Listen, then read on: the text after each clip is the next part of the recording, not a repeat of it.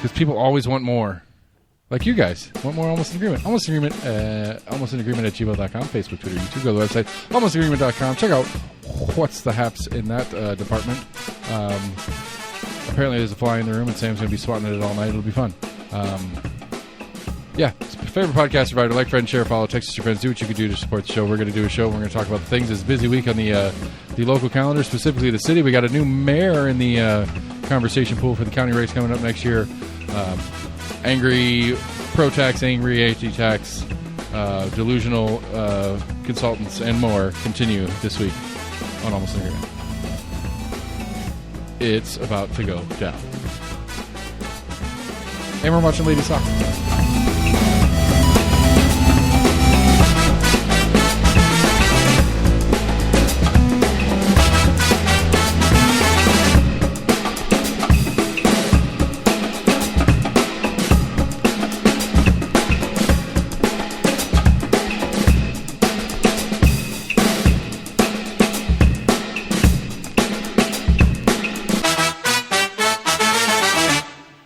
Buddy. Hey. What's the haps? What's new? What's much. exciting in your days? Not much.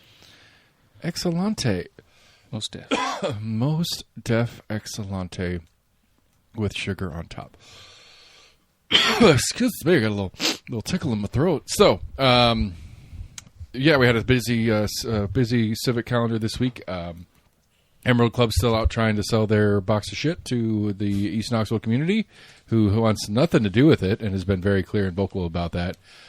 It seems like Emerald Club suffers what the National Democratic Party suffers from, is thinking that the problem isn't with what they're doing, it's with their ability to message it effectively. They feel like if they just tell people what they're doing so they understand it, and then when people understand what they're trying to do, they're going to be excited about it. Pretty sure all the people that are very vocal against this know exactly what Emerald Club wants to do. It's not a question of what they do. And so a weird thing happened. They had one of their open house things where they show people around, one of the other ones they have, and talk about the plan and stuff like that. And apparently just a whole set of people walked over to the other corner of the basketball gym or wherever that they were doing this in and just kind of started their own meeting about why they don't want it and what they would prefer in that space. And so it was an accidental opposition meeting in the other corner. Have our own little meeting. See, but that's Thanks for getting us all together for this. Yeah. If Emerald was good at what they were doing, though, they could be like, see, these are the things that the Emerald Club does: is we bring community together to work out their differences. Yeah, I mean, just come out. You got to work the angles that are given to you here, Emerald Club. Don't be dumb. And so, so they held some more. They did a couple of different ones this week, and it's the same thing. Nothing has changed. Nothing is changing, and it's literally, at least from Kincannon and the Emerald Club's perspective, it's like, this is the perfect and best idea. You guys just don't understand it, and that's why you don't want us to do it. And everybody's like, no, we get it. We understand. We've seen the drawings. Right. And so, it's still the same issue of that it's Emerald Club or status quo. Nobody likes status quo either, but status quo at least gives the potential in the future. One of these city council races that's going on right now, some of these city councilors that are going to be newly elected this year, they could make that an issue and be like, hey, here's a big issue in this campaign for the voters about what's going on with Chilhowie.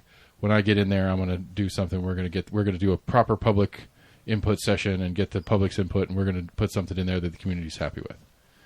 Think the commission will keep kicking it down the road? Council? Councils. I think not this coming week, but the following week is when it was postponed to. Right. I don't know if, I guess Gwen could try, but it seems like if they try to pull I think if they pull a vote to postpone, at best it's going to be a 5-4 vote for postponing. Meaning that they went from 2 people voting against postponement to 4 in the cycle, which basically means the opposite, because anybody who's voting not to postpone is actually voting to vote on it now so that we can turn it down. Right. Anybody who's voting to postpone is like, well, I don't want to vote on it yet. I don't want to put it on the record, is really what they're trying to say. They don't want to have to say yes or no officially with their vote, so they want to kick it down a little while to see if they can get some consensus. But the pattern seems to be, if you're going to continue postponing it, every postponement vote's going to get less and less likely to eventually it's going to get postponed to a meeting where it gets on the floor to be voted on to be postponed, and then that postponement gets denied forcing them to vote on it then, and then those people who voted to deny the postponement are the people that vote no. It seems like there's a solid 4 right now that if it was voted on today, you're going to say no anyway. There's like 3 that are on the fence, leaving 2 that are pro, that at least publicly have stated that they would vote for the Emerald sale, right, if it was on the books today. So maybe a third, but it seems like the no to Emerald Club only needs to pick up 1 more player to get it across the finish line to kill this thing. Where the get it across the finish line and win thing needs 3 to have a shot, which seems unlikely at this point. You know, like, but again, I mean, it's all lame duck period for everybody. I mean, almost the majority of the 5 of 9 council members are on the ballot right now. They're on their way out. Right. I don't know. Like, I mean, that many are termed out. Yeah, okay. Because that's how many were in this. Like, all 5 seats that are in this election cycle are going to be new people. And so, you know, barring like Lauren and a fuck you out the door changes her mind, because Lauren seems to be on the no camp. But like Lauren on her way out the door is like, fuck it, screw you guys, go ahead and do it. Like other than barring somebody pulling a move like that, it seems like this is a no-go. Yeah. And I think that's the inverse too. I think for the outgoing set, I think it's more of a screw you to the administration and the council at large of, no, we're not going to let this through before we leave.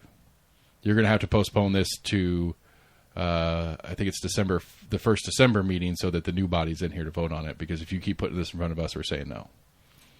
And I don't think that's going to happen. I just don't think the current council will let it get postponed to a new body. I think that'd be a weird thing to do anyway. Yeah. Now, Kincannon might want that a lot, or might not. I don't know. I haven't seen. I'm sure everybody that's running for council has been asked. You know, what if you were on the council right now? Would you be for or against this Emerald project? Which, again, if you're a decent politician, you don't answer the question. You'd be like, well, I would like to hear out the different sides and opinions, but since I'm not a counselor right now, I don't get to know these things up close and personal like the current council does, so I can't say what I would do. But it seems to me that, you know, at least from my perspective, that the administration didn't do a very good job communicating this, and so where we sit right now, I have a lot of questions. Right. Did I say anything in the last 10 seconds? Not really. Exactly. But you're still thinking. But if you're if you're a decent candidate that has any kind of wherewithal in this political world, that's the play you make in that answer. Yeah, I'm a solid maybe either way. Right. What's your other phrase? For against it. Mm-hmm. That one. You're for against it. With gusto. Like, you're adamantly for against it. I'm seriously for against it. So anyway, it continues, and I don't know. I guess I need to swallow a little humble pie on it, because I figured the administration was going to shove it through, and the council was just going to kind of let it slide. Since, again, you know, when you get down to it, this is a year and a half old, and everything leading up to this seemed like it was a go. Why all of a sudden, other than the administration not doing a very good job communicating the timeline? So why now? Like, this same city council, this same 9-person body approved the proposal request, or approved. Can't remember what the phrasing is. When the mayor's office put requests for proposals out, Emerald Club put in an application. The city council approved the application for this proposal. Because on the very granular level, technically this vote is only to approve the sale. Which apparently we have a local chapter of the Freedom from Religion Foundation, whom wrote a letter to the administration and council stating that, personally I think it's the dumbest thing ever, but just for full disclosure's sake, they wrote a letter saying that it's a violation of church and state for you to sell public property to a faith-based organization. Interesting. Which is downright dumb and not. And if anything, if like a request for a proposal comes up and they refuse to do something with a faith-based organization, that organization has right to sue the city, saying that you're discriminated against our project because of our faith. Like, to me, the better argument's the other way around, legally speaking. They said it was against the state constitution? I'm assuming they wouldn't bring that up. I mean, most of the people that are involved in that are lawyers. I don't. I mean, it was on the letterhead of their staff attorney, and it was the staff attorneys wrote the letter. Right. I don't know that in the letter it states specifically if there is a state or federal constitutional violation. It's more of the principle of the idea of separation of church and state that they're leaning on, which apparently this same group sent a letter to the city of Knoxville a couple of years ago when they sold, I can't remember, they sold off some other piece of land to some other, maybe even Emerald Club back then. And the city law department was just like, no, that doesn't apply here. Yeah. Like, we are not funding, some of the argument is this, the whole argument about the value of the piece of land. I was about to say they could maybe make that argument if it was highly subsidized. Right. Or and whatever. they did infer in the letter that the retail price of the piece of land was under market, and that's showing preferential treatment to a faith-based, which that would I think technically violate it. Yeah. However, that if Scott broke down the numbers on it, and it's kind of interesting. One, everybody's like, well, you can't trust the appraisal because Emerald paid for the appraiser, right, for the appraisal to come out. Ah. Anytime when everybody, the buyer always pays for the appraiser. Always. If you buy a house, for whether it's your personal house or you're going to buy a house for a rental and you want an appraisal for the loan and all that kind of stuff, we're looking at doing a loan and I'm going through that whole paperwork. I will have to pay for the appraiser to come out and appraise my house to get a home equity loan on my house. The borrower or the buyer is always the one that pays for the appraisal. That's just normal. Unless that's some sort of negotiated agreement in the purchase. It's like, all right, well, we're purchasing it conditionally that it passes this, this, and this on the appraisal, but you're buying the appraisal, and that's the terms of your. If that's in the terms of sale, then the other one would, but that's very rarely ever the case. And so they're claiming that it was underappraised because the buyer did it. It's like, well, I get where you're coming from, but at the same time, you go back and look at the history of it, and the city bought it. The city bought that piece of land from the Tennessee Valley Fair. It used to own that piece of land, and the city bought it from them. And this was in the 90s, and it was less than it is now, but not significantly less. So, realistically, with the way the city's grown and stuff, yes, it should go up in value by that. But the other big caveat is the current zoning on that piece of land is what's designated as open space, which isn't as clear-cut as the word open space should be. Because, open space means a field or some woods. No, open space means the majority of that parcel can't have buildings on it. Significant majority, it's 10% or less. It's a teeny tiny percentage of the total property can have a building on it, which is already in Emerald Club's plan. They're going to have a gym with 2 basketball courts and a bathroom facility, but everything else is outside. So they can go around that, or has to get kind of semi-rezoned in the transfer?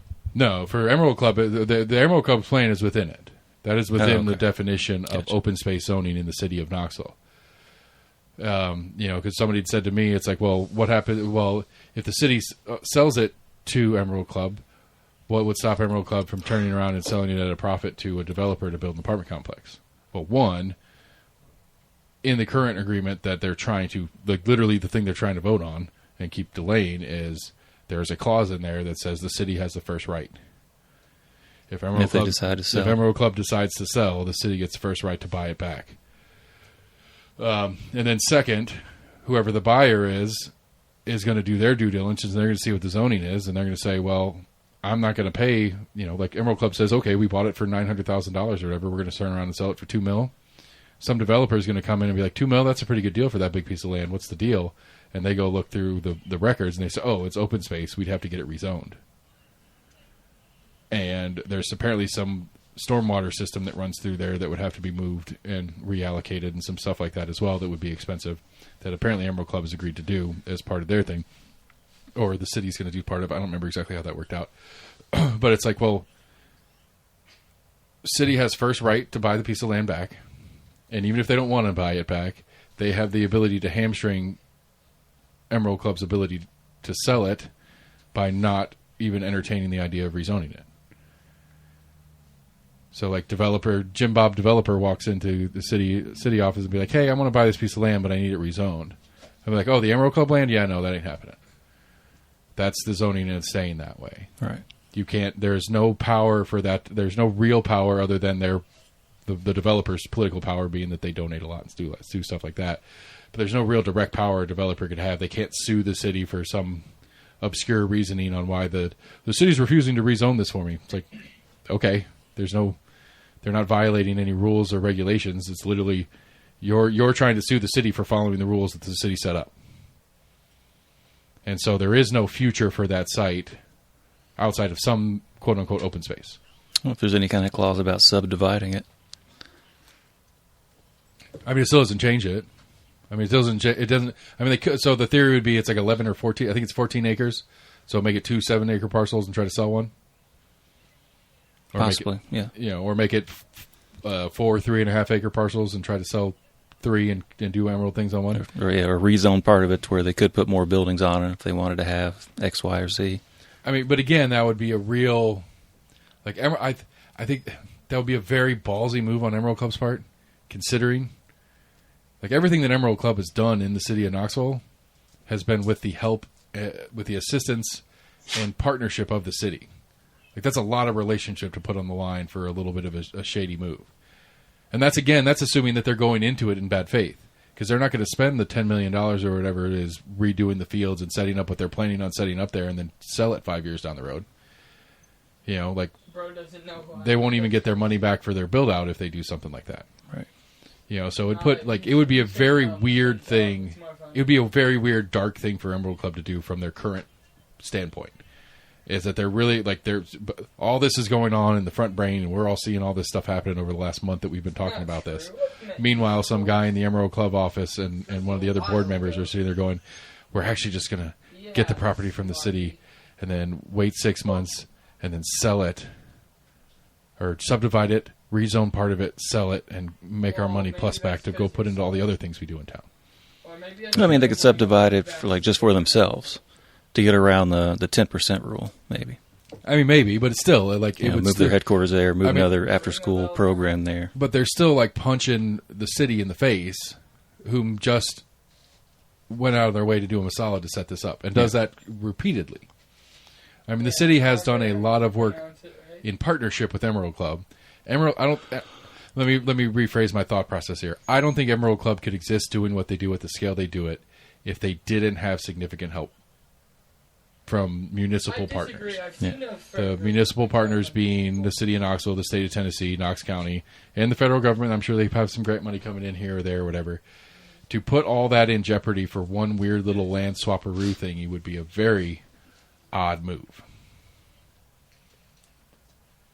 But anyway, way to go, East Knoxville. You have ruined the project. It's not going to happen. And again, not a city resident, so my opinion directly is irrelevant. I do, serious question, if I were a city resident in District 2, which I would be if I were a city resident, would my opinion actually have held any weight if I went to put in these public meetings? Yeah, do that. I think that's a great idea. Or is it the local residents that have more input because they're next door? Because at the end of the day, it's all of our tax monies. And even I would think you still have, dog in that fight, being a city resident. Okay, well then I digress. I do have, my opinion does count in this because I pay a lot of city taxes because all 3 of my business locations are in the city. Rephrase that: all 5 of my business locations are in the city. Yeah, I pay property tax for all 4.5. One's kind of just a branding game. All right, but I think they look more at residency. You're right. Companies aren't people. Companies are not people. But people who own the companies are people, but they're not residents, so their opinion is not the same. Not in this matter, I don't think so. I mean, I don't think my vote as a business owner in the city should be any more than a resident in the city 1-to-1.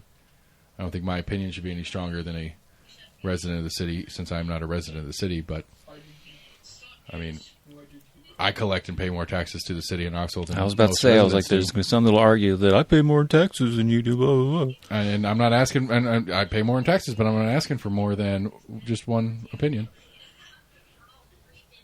Again, if I think anybody, it just kind of goes by the bylaws of, as far as like with voting. if anybody in Emerald Club or anybody knows anybody in Emerald Club that has any that's high enough in the thing, just say scrap the whole thing and come over here and take over Rocky Hill Wallfields.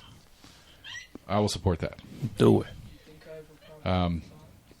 So yeah, it continues. The Freedom from Religion Foundation letters, their involvement in it, I find interesting. Like I'm glad a group like that exists. They should exist. It is something that, especially right now, especially federally, especially in the state of Tennessee, we've kind of keep forgetting this whole. That's part of the rules that we play by here. Is that we separated church and state for a reason. We aren't a religious nation to its core. We have definitely, our founders were religious people, but they intentionally kept their specific religion stuff out of the way this government is supposed to work. And so kudos to them for existing. Maybe not the best random issue to pick a fight with. Like maybe save your bullets for a different fight. Yeah. Because this one's just illogical. Like it just doesn't make any sense. The city has the right to sell their property to anybody the city wants to sell their property to. They don't have a right to sell that property at a discount to certain groups and not other groups because of that would be illegal. I agree. Yeah. But just on the face value of it, everything else being equal, Group A and Group B have the same right to buy a piece of land from the city, whether Group A is religious or not. I think that's fair. But yeah, like we got better stuff to do. Like I was listening to, I got on a Rogan kick. I listened to like 2 episodes of Rogan this week. McConaughey was on, and he's a kind of a kooky cat, fun to listen to. Matthew McConaughey. Oh, okay, yeah. And he kind of went on this little dive about like how apparently Texas is trying to get the 10 Commandments in schools, or already has. Yeah, I think they passed legislation that kind of semi-required. It's like a certain set of grades, a good majority of like grade school grades, to where like it's almost like every subject or most subjects have to kind of blend in some kind of biblical kind of teaching along with it. Yeah, I'm not okay with that. That sucks. And I'm not okay with the 10 Commandments because it was interesting because Rogan's like, I don't know, like maybe because like McConaughey's point, which I kind of get his point. There is something missing in the sense that like some kind of universal something to just for the generic sets of morals. That if we put that in the schools where all kids understood it, which is really like, I mean, Commandments 5, 6, 7, 8, 9, and 10, those are good ones. 1, 2, 3, and 4 are the ones that don't belong in schools. Because 1, 2, 3, and 4 are like, no other God before me, don't use my name in vain. They're all the super selfish God ones. But then like 5's no murder, don't lie, don't cheat, don't steal, all the really, all the good standard moral things. That's 5 through 10. Right.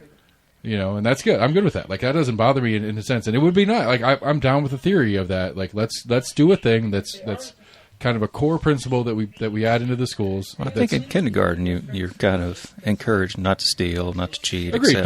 But I think the point that McConaughey was getting at is if we had a universal version of it, where a kid from here, a kid from there, like the one time that, as much as I argue that there's no point in having all these schools have some sort of unification across the country, the one time that I will divert from that is, just kind of some centralized, version of what is the cultural, what is the cultural agreed upon good that we all stride towards.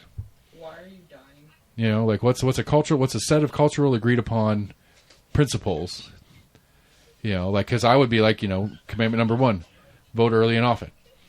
Commandment number 2, engage with not only national politics, but pay attention to local politics. Get involved. Don't kill, don't cheat, don't steal, don't fuck your neighbor's wife. That's when it starts getting into the gray area of the state kind of telling you what you should and should not do.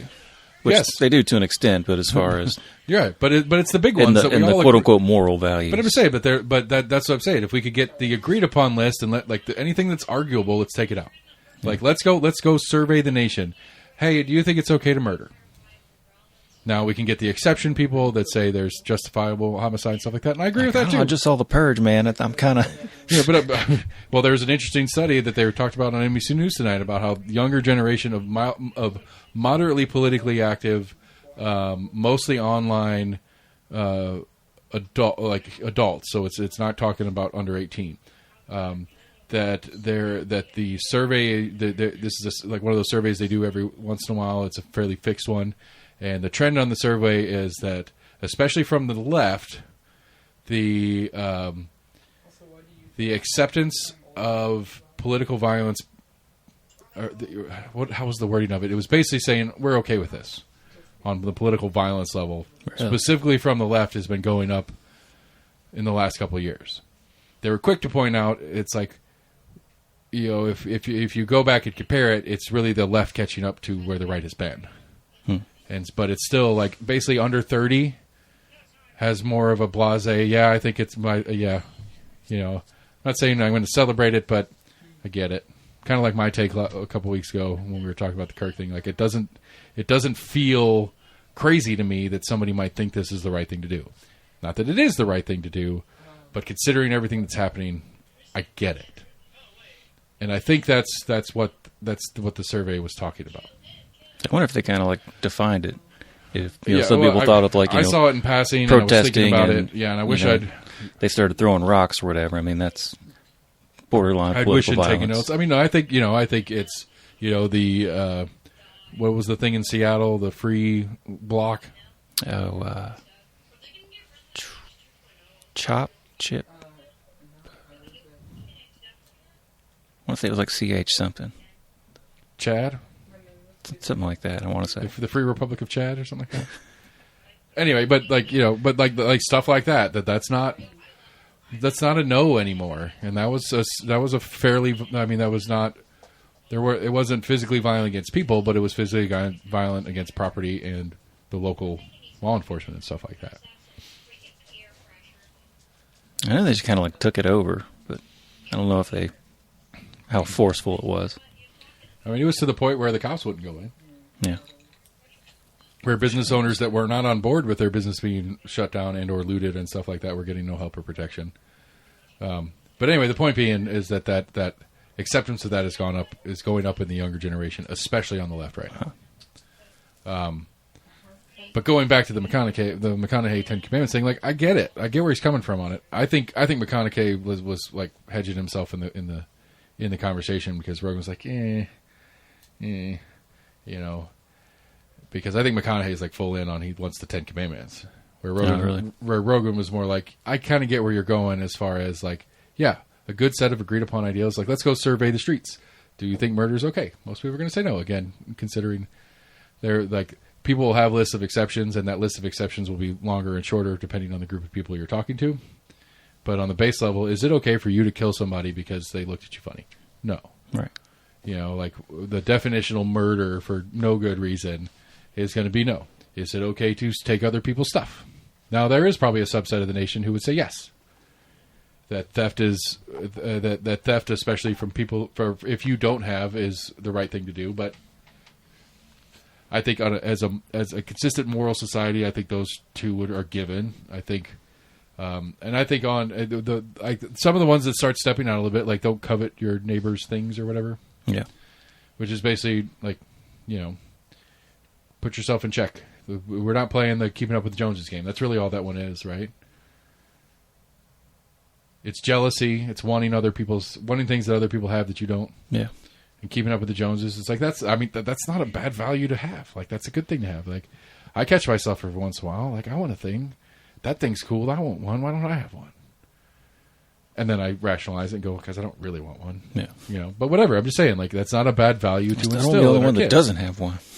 Like it's not a bad value to instill in our kids. And so like I'm for the idea of having there's part of me for the chaos sake of it. I'd love to watch the commission that gets put together to try to make this list of 6 things that we can all agree upon as a nation are true, consistent values. True, consistent American values. And some of them I won't like, and I would rage against because they're going to have like the fealty to the military might kind of thing, and that's going to make it in some version of it, and I don't like that. Loyalty to your nation or whatever. It's like, I'm okay with it being there, but I wouldn't put that in there if I was writing it. I don't know if they would actually try to slip that in, but it's a possibility. I mean, it'd be some sort of like, rah freedom thing. They'd write it better than I would, but that'd be the idea. Because what else is like? What am I missing? Kill, steal, covet, transgress. Fine, I'll look them up. Nah, it's been a while since I looked at them.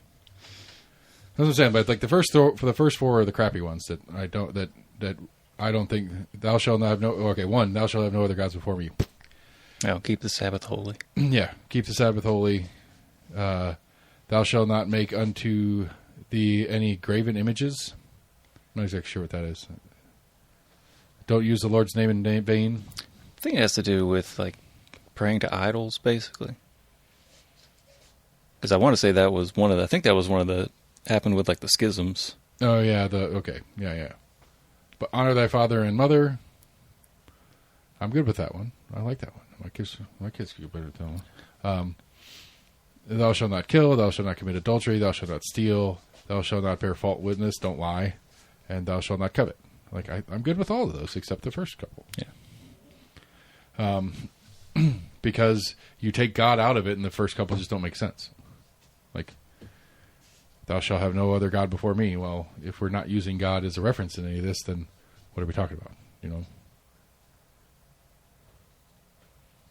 Or you do it in the very capitalist American version, and you say you just replace God with money, capital. Thou shalt have no God more important than me, the money, than the mighty dollar. But then then thou shalt not covet gets complicated, because that's what the rich like. The rich want more because the other guys got more. Anyway, Freedom from Religion did this thing. There's another new anti-sales tax increase group that is getting rolling. There's the R. Bentley Marlowe one that already existed. It was like Citizens Against Sales Tax Increase. And then there's a new one that is well funded by the county Republican Party. That's like Citizens Against Egregious Taxes or something random. Oh, gotta make it sound nasty. And they're out there actively campaigning. And this one I have some questions about on the, speaking of ethics, because this one is well enmeshed in Eric Wader and Eric Wader's candidates. And so they have door knockers.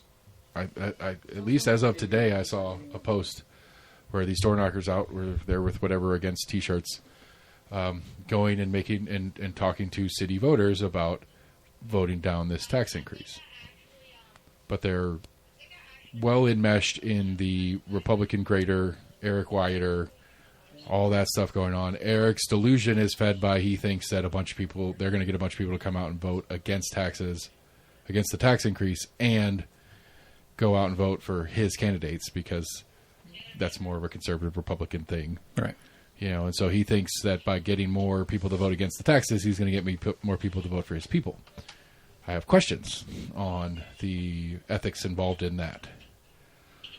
Like, if he comes in, they're not going to knock on my door. I'm not a city resident, but they knock on my door and give their spiel. Does their spiel include the candidates who are on their, I'm pretty sure every city council candidate that won the primary except for one has been vocally against the tax increase. So if that person at the door, like they come knock on my door and I'm like, okay, cool, interesting, thanks for the information. Which candidates that are running are supporting this or against it? Are they going to give the full list? Like if you're anywhere but District 4. So District 2, for example, both candidates in District 2, which would be if they knocked on my door, District 2, for example, both those candidates are vocally against the sales tax increase. One of those candidates is one of Eric Wader's candidates. If I ask his door knocker who's talking to me about the tax thing, and I say, well, which candidate is the one that's for or against this? Well, they're both against it. Are they going to answer accurately, or are they going to tell me the one that's on Team Eric?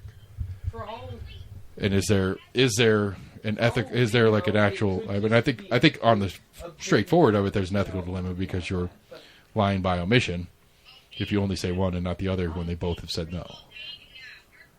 But on the campaign ethics, as far as rules, is there any violation there? I wouldn't think so.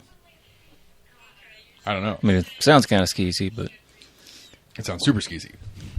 But you're right. I agree. Like, I don't know. Like, I think it's an odd thing. It makes sense to me, but it's an odd thing to have a ballot initiative campaign team that is also enmeshed and intertwined with a series of candidates that are in 4 of the 5 districts in play. I'm not gonna believe Christianity. Because you can't. I mean, you can't. Like, I mean, in a perfect world, they're not connected, but in this one, they're absolutely interconnected. And to be fair, I don't know. I don't know what they're telling people. I don't know what they're talking to people. I don't know what their argument points are. I mean, it's from the Republicans. It's like, well, they could do all this stuff that they're like on the county Republican Party page. I'm serious, on the whatever this group's page is. It talks about how the city has failed to do this different infrastructure, sidewalks, and stuff like that with the current budget they have. So why would they need more money if they can't do it already? It's like, well, because that's why they want the more money, so they could do those things. right. But I don't know. My sources tell me this shit ain't happening. Don't worry about it. Yes, go vote your conscience, city residents, but you're not going to. It doesn't seem like the sales tax increase is going to happen, which I think is unfortunate. I don't know. I have mixed feelings about it. Like, I don't get it. I don't want to deal with it as a business owner because I have to change my computer systems to deal with the new taxes. That's right. I have to handle more money for the state, and I have to keep up with it, and blah blah blah blah blah.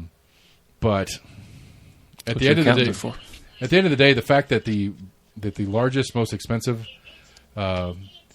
municipality in the 5-county region is the only one that is at the state minimum or isn't at the state maximum. Everybody, Anderson County, you pay it. Up in Anderson County, Campbell County, Loudoun County, Cock County, Sevier County, all of them are at the 9.75. We're one of the only counties in the state. I think there's like 13 counties left in the state that are 9.25. Which, to be fair, the county part of the conversation isn't even in here right now because the county didn't even touch it. Right. But just for the city to take that extra 0.5% to catch up with the majority of the rest of the state is the end of days. So I don't know. I don't understand how we didn't get this done sooner. It kind of boggles my mind that we're not already there and haven't already been there for 20 years. Well, probably just had enough mayors that ran on. We're not going to raise taxes. Well, I mean, like, I think Ash was the last one to do it. Ash was the one that got us from 1.75 to 2.25 in the city. Okay. And whoever the county mayor at the time did the matching game that was at play. I still think the county screwed up. I think that I don't know. Yes, I do. I don't. How do I word this? Politically, yes, the county did exactly what they were supposed to do as for politics' sake. The county failed to do what they were supposed to do in governance. Every single county commissioner, Mayor Jacobs, has failed in their duties as our leadership by not giving us, the county residents, the option on this game.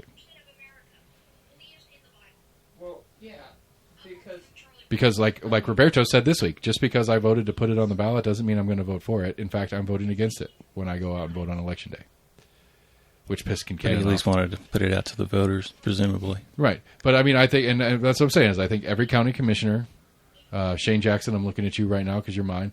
But, like every county commissioner failed in their duty by not getting this in front of us, the voters, for the county match portion of the game thingy, whatever, the weird little rules that were at play with this thing. You could be like, hey, none of us want to vote for this tax. None of us are going to vote for this tax. But we feel obliged as your representatives to put this in front of you. Because this is what's going to happen if we take this tax. Because as I broke down multiple times on the show, if the $47 million estimate that the city says that they'll collect in new sales tax revenue is correct, then the county would have done, I forgot all the math now, but basically Knox County Schools would have added like $20 to $30 million to its budget. And Knox County residents who buy things in Knox County, well, rephrase that, Knox County businesses who are not in the incorporated city of Knoxville would have collected maybe 10, 15 million of that 20 to 30 million that Knox County Schools would have got. And so literally Knox County Schools would have got more money than the county would have been collecting from county businesses that are not in the city limits by getting on board with matching this in time, in real time. Yeah. And if you want to go back to the politics part of it, Mayor Jacobs getting to take a big old poke at Mayor Kincannon for being a Democrat. It would have hamstringed the shit out of what the city is trying to sell, because the city doesn't get that $47 million anymore. They have to at least give half of that to Knox County Schools, but only if the county matches. And so Mayor Jacobs, just to be a dickhead to a Democrat, be like, hey, I'm going to put you in front of this, guys. If you vote for it, we take $23.5 million out of Mayor Kincannon's budget. Congratulations, we stuck it to the Dems. I'm just saying, like, that's like literally what was sitting in front of us. And because Mayor Jacobs said, I will not raise taxes in Knox County while I'm here. Well, A, you wouldn't have been the one raising taxes. We, the residents, would have been the ones doing it. But you are so ideologically blind to the option that was in front of you that you just let it go. I mean, great. That would have been a huge political win. Like, it was a win-win. It loses in the ballot. It wins in the ballot. It doesn't hurt him. It wins on the, like, somehow Knox County residents do vote for it, which I doubt they would have anyway, but somehow they do. You get a big old poke in a Democrat, socialist, whatever the fuck Mayor Jacobs like to call him, right in the face. You get a poke him right in the face. You should be super excited about it. Yeah, they could probably sell it to some as that. I mean, not many. Like, dorks like me would have seen it. Yeah. I mean, not really. No, the spin is, hey, look, we like with the way sales tax works, we had the option to bring a significant amount of money into Knox County schools without having to really do anything, because you as Knox County residents were going to pay for it anyway. Because you Knox County residents, you unincorporated Knox County people, you spend like 70% of your sales tax generating dollars in the city of Knoxville. You're paying for it anyway, so let's at least get it back to our county schools. Right. I'm not trying to and fucking Kincannon. I mean, I think that's it. Like, I mean, he won't say fucking Kincannon, but you know, right. Some version of that phrase he could have said. And so apparently, so Kincannon laid into Reberto about going public with the fact that he's not going to. He's voting against the sales tax increase as a citizen, because she kind of feels betrayed by it. Like, she feels like, I mean, she sees like. I don't feel bad for Ken. This is what you get for running for office. But at the same time, like, this has gone lame duck and a half for her last stretch as mayor. Like, her biggest two projects of this year are getting just annihilated. Emerald Youth Project. If this gets through, I will be flabbergasted. Right. This sales tax, if it gets through, hold on. Hey, dude. Anyway, try to keep the kid in check. He did do a very good job. We'll see. But yes, if he gets... Right, so the sales tax gets through, which I doubt it. Her two biggest things of her third to last year are going to be just kicked. Like, I mean, she's done. Which doesn't bode well for her last 2 years. Because at this point, it's already happening. Part of the reason Reberto has not acknowledged it, but it's pretty clear from the people that pay attention, that Reberto is at least angling to have a position to be ready to run for mayor if he decides to run for mayor. And so this is a spot where Reberto is distancing himself from Kincannon. He's been a pretty strong Kincannon ally for the majority of his time in council, but he wants to give a little space so that he can run on something different. And it seems that from his perspective, it seems that it is likely that the majority of the council or the city are not really a big fan of this thing, so he wants to give himself a little space from the sales tax increase.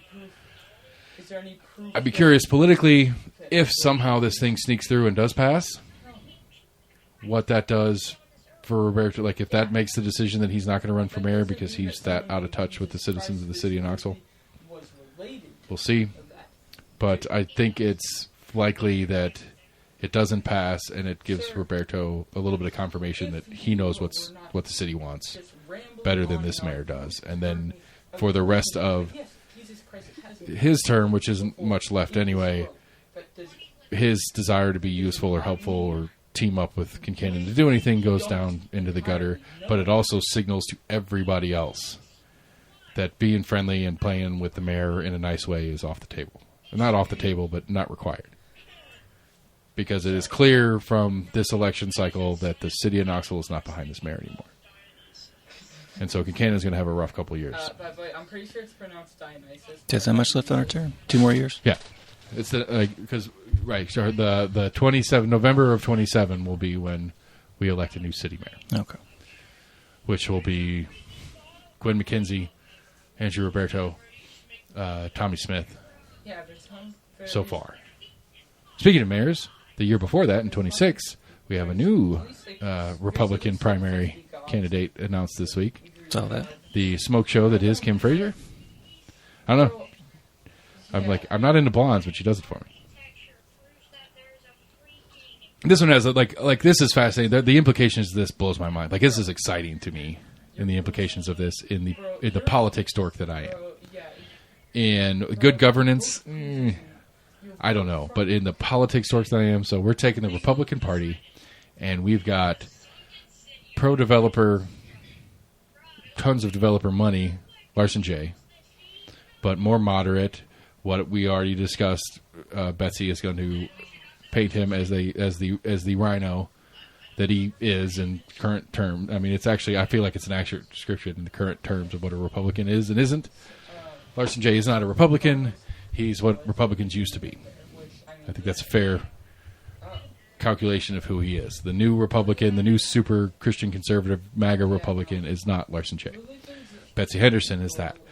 I don't know what Betsy's place is and where Betsy sits in the whole developer game. I don't know what her, because we haven't had to see it that because she's on school board. All right.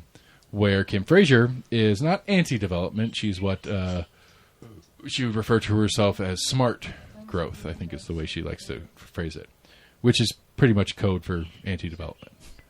Because smart growth requires so much, like, super specific whatever that it's just like, fuck it, I don't want to do it anymore from the developers. Like,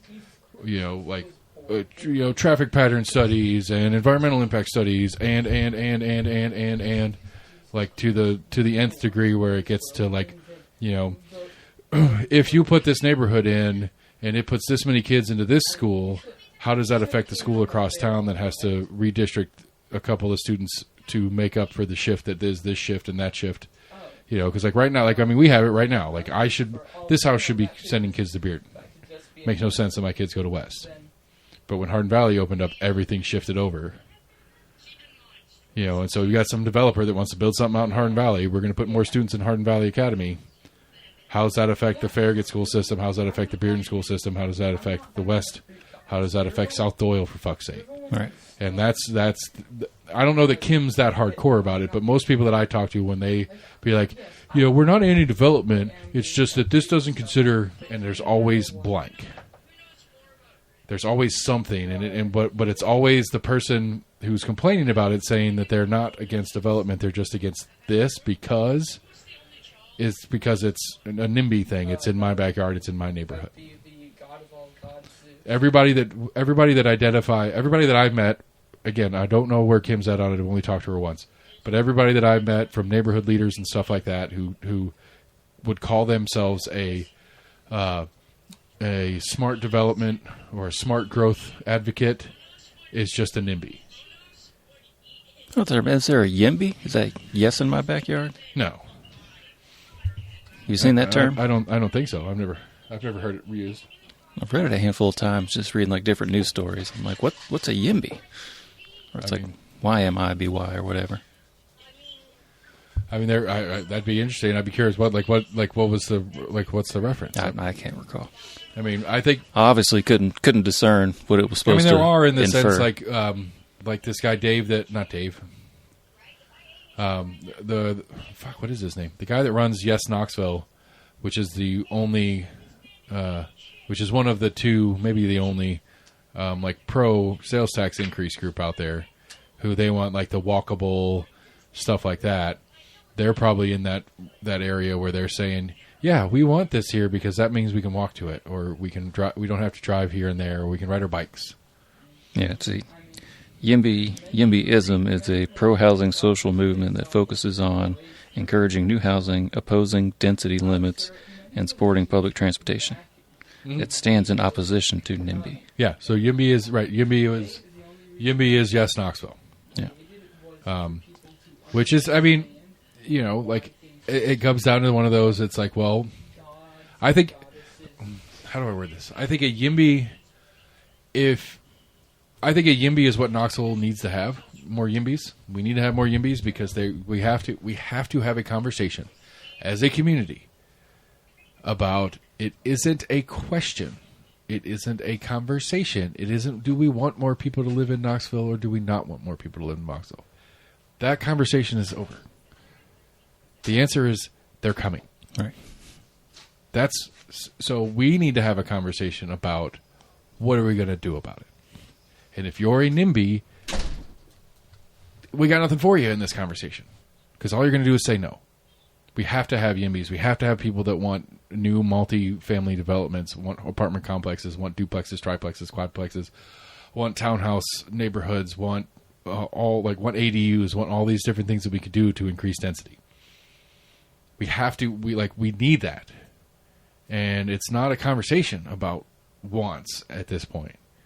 And you know, again, to quote the great Eric Wyatter, if you don't want more density, I've got a phone number for you. 1-800-U-Haul. Right. If you don't want to live in a dense urban suburban Knoxville, get out. Because you can't live here. It's not an option. It's not, and it's not because you don't deserve anything or it's not you don't have a right to. It's none of that. It's just reality. So if you want to check in with reality with the rest of us, Eric, get the YIMBY name on it and stop. Just stop this ridiculousness about trying to protect some single family thing out in Bluegrass. Get out of here. Yeah, I mean, we've been the third or fourth largest city in the state for years. So. Right, and the We've state as been a a big whole city. is exploding with population, and we are the second biggest recipient of this new. Nashville has gotten the most by far, but we are the second biggest recipient of the growth that is coming into Tennessee. Really? You know, it's like, what are we like? Again, it's like, I will go back and I will reference this. I know I'm beating a dead horse. I know I've said this 1,000 times. If you are a Knox County resident and you don't like how many people are coming here, if you want to do this in a governmental manner to try to stop the inflow of people that want to come live in this awesome place that you live in, there's only one way to fix that. Make it suck. Start letting it fall apart. And unless you are willing to go that far, get on board or get out. That's just the again, I'm not trying to be a dickhead. This is reality. Let's work in reality for a second. That is what has to happen. And we have to get on board with this as a community or it's going to get awful. Yeah. And we're going to turn into an LA. Not in LA with, well, maybe with Skid Row and all that other shit, but we're going to turn into an LA where the sprawl is ridiculous and there's 5 hours of traffic on the I-5 or whatever it is in LA that they talk about. It takes like 3 hours to get across town. But like we're going to have like 13 lanes both directions on I-40 that are crawl through town because we don't have any infrastructure to move people around. Because everybody somehow thinks they deserve a 1,500 square foot, 1-bedroom home in a major city. It doesn't work that way. It sucks for everybody. Stop it. And I can say this from a point of privilege because I own a home in Knox County. It's a single bedroom home over 1,500 square feet. And I got in when it was under $200,000. Right. But I actively am trying to turn it into a multi-family property. So, but totally selfishly because I want to put more of my family here. But whatever. But I want to get it, I have a long-term plan in this that it's going to be, the kids get out of the house. My mother-in-law eventually will die because that's how life works. And then I rent this house and I rent that house and I go out and move out in the woods because that's where I want to be. I don't want to be in the packed thing that is Knoxville. I don't want that. Like, Knoxville is growing faster than I like. I agree with every single one of you out there that doesn't want all these people. Like, wants to put, let's change the road signs when you drive in down 75, when you come in from Corbin, Kentucky or whatever. You're not. Welcome to Tennessee. We're full. I want those signs put up. Go back. We're full. Keep on driving. Or thanks for passing through on the sign or whatever.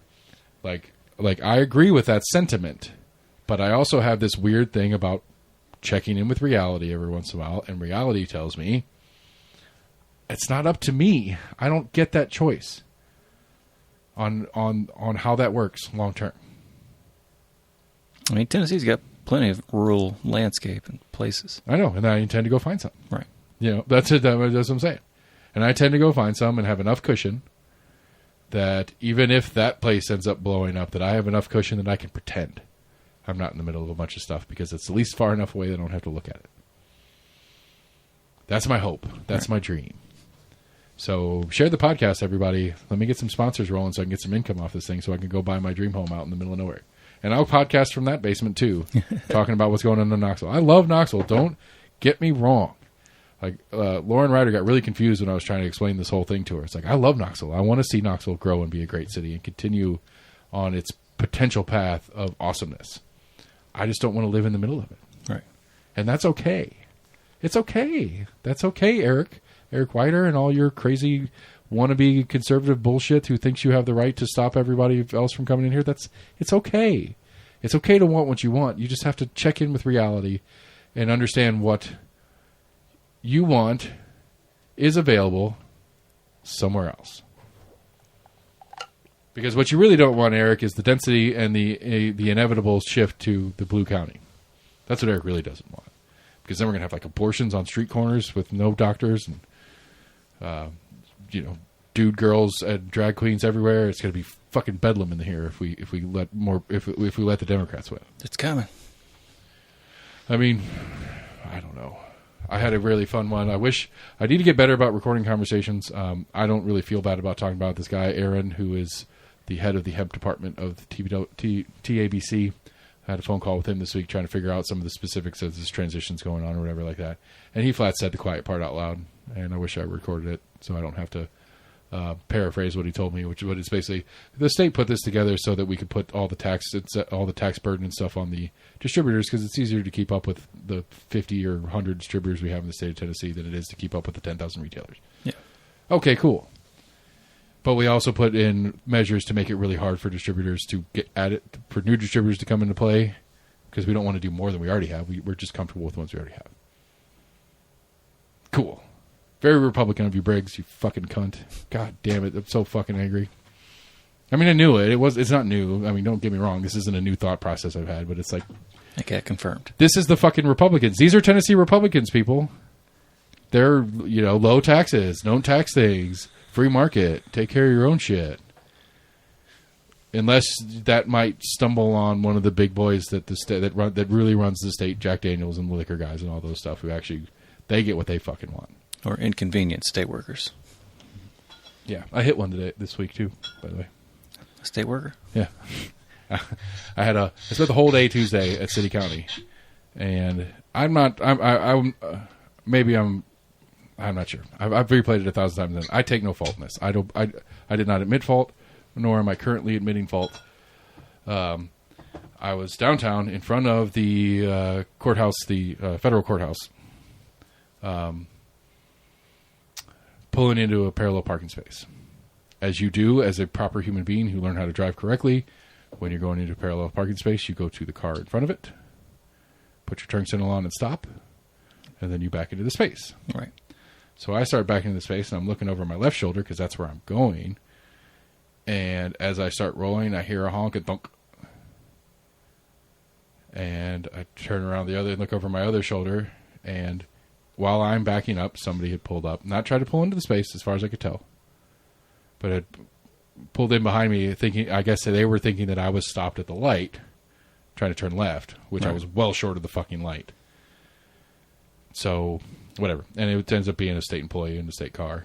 So, insurance is going to have to figure out what's going on with the state on that one.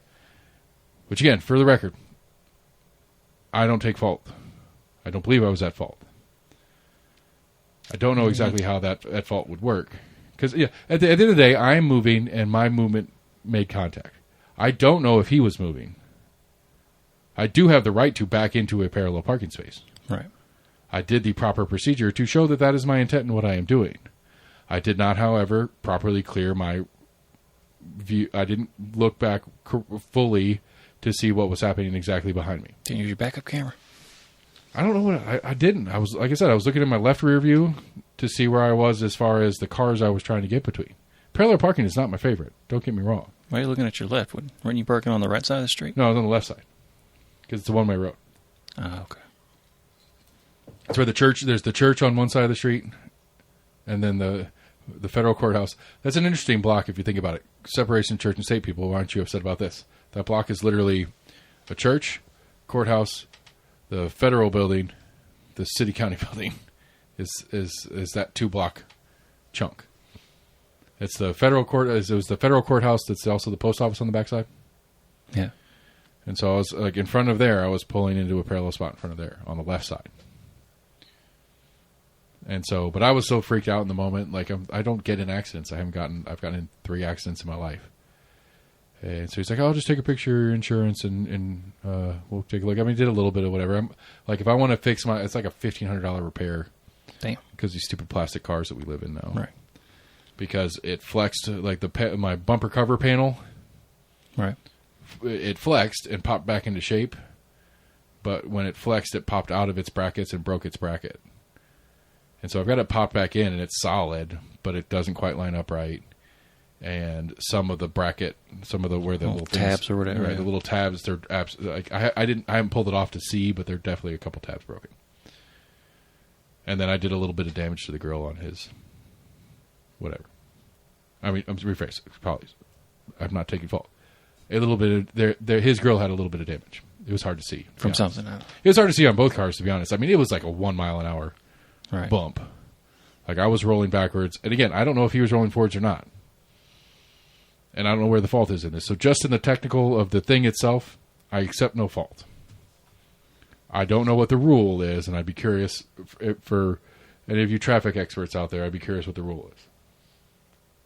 I mean, the long and short of it, at the end of the day, you are responsible for your vehicle when it is moving in a direction, and if you hit anything moving that direction, it's your fault. Right. I acknowledge that. But at the same time... Who was in locomotion? I don't know if he was moving, but also at the same time, you are obliged to give me the space to get into that parallel spot. Like, it is... I don't know that it's illegal per se, but it's at least fucking rude as hell if you see me trying to get into a parallel spot to pull right up on my ass so I can't get to it. Right. So, I don't know. Whatever. Fuck you, state... I don't care about the guy per se, but fuck you, state car. Because if it wasn't a state car, I bet you we both would have been like, yeah, that sucks. I'm out of here. See ya. Yeah, maybe. I don't know. I mean, again, it's $1,500 damage in my car. Let's say the same thing happened to you. You're like, it's going to cost me $1,500 to get it back looking the way it should look. Yeah, but it goes on. Like, that's not cool. Yeah, but at the same time, if it goes on your fucking... if it gets gone through insurance, your insurance premium goes up too. And so there's part of me that would be like, I think it'd go up by that much. I don't know. Yeah. It doesn't have to go up much to accumulate. True. Over the repeated, which is such a fucking scam that we all got ourselves stuck in. Like, I don't want to use it, because if I use it, I got to pay more. Right. It's like, but I've been paying, like, I mean, so I got that, what did I get? That's a 2020. Had the thing for 5 years. Yeah, paid off next May. I've had the thing for about just under 5 years. I bought it December 2020, 2021, 2020. Anyway, I've had the thing for 5 years. That collectively, with all the cars in our household, I pay like $500 a month in car insurance. So just for the 5 years I've had that thing, I paid $6,000 a year times 5 years. So I've paid $30,000 to insure that thing. Yeah. And I'm hesitant as fuck to ever use it. To get $1,500 worth of value out of my insurance company. Right. What a fucking beautiful scam those guys have worked out. I think I'm going to claim it. Good call. I'm going to go ahead and get this claim and get them to fucking fix it. I think my deductible's $500. I remember years ago when somebody, I think all it was like a water balloon threw it at my windshield. I think the deductible for the windshield was like $100, but the windshield itself was like $125. Yeah. And I was like, this insurance hasn't really covered much of this. Yeah. You could have the insurance cover it, but you got to pay the deductible. Right. And so you're really only saving $25, but you will get at least $5 more on your premium from now until the end of time.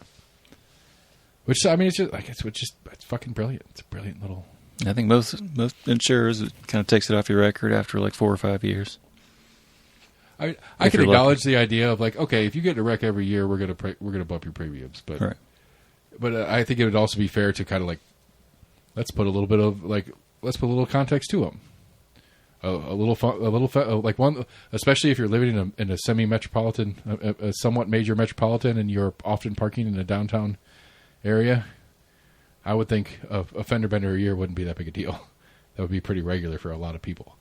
A little bump here, a little bump there.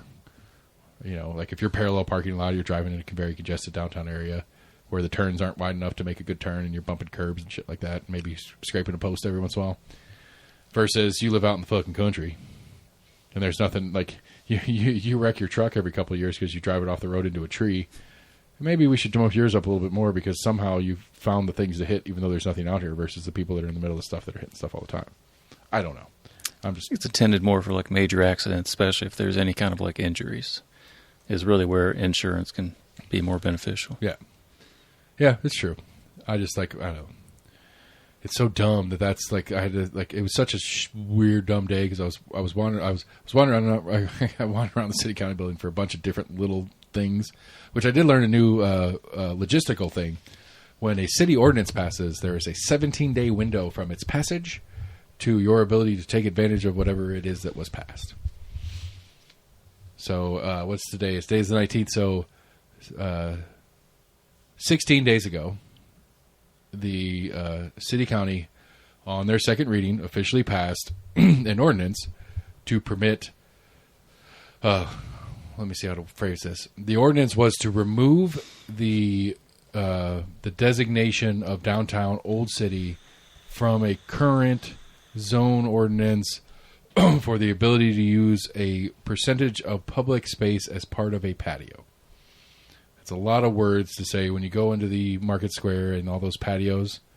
A portion of those patios are actually out onto the public property that is Market Square.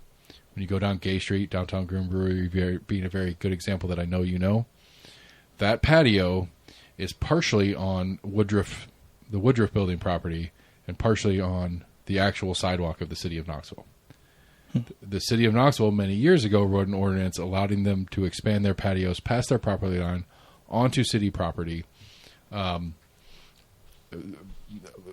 long as certain parameters are in play. There was at least this much sidewalk left. People could still walk up and down it, access this, that, and the other.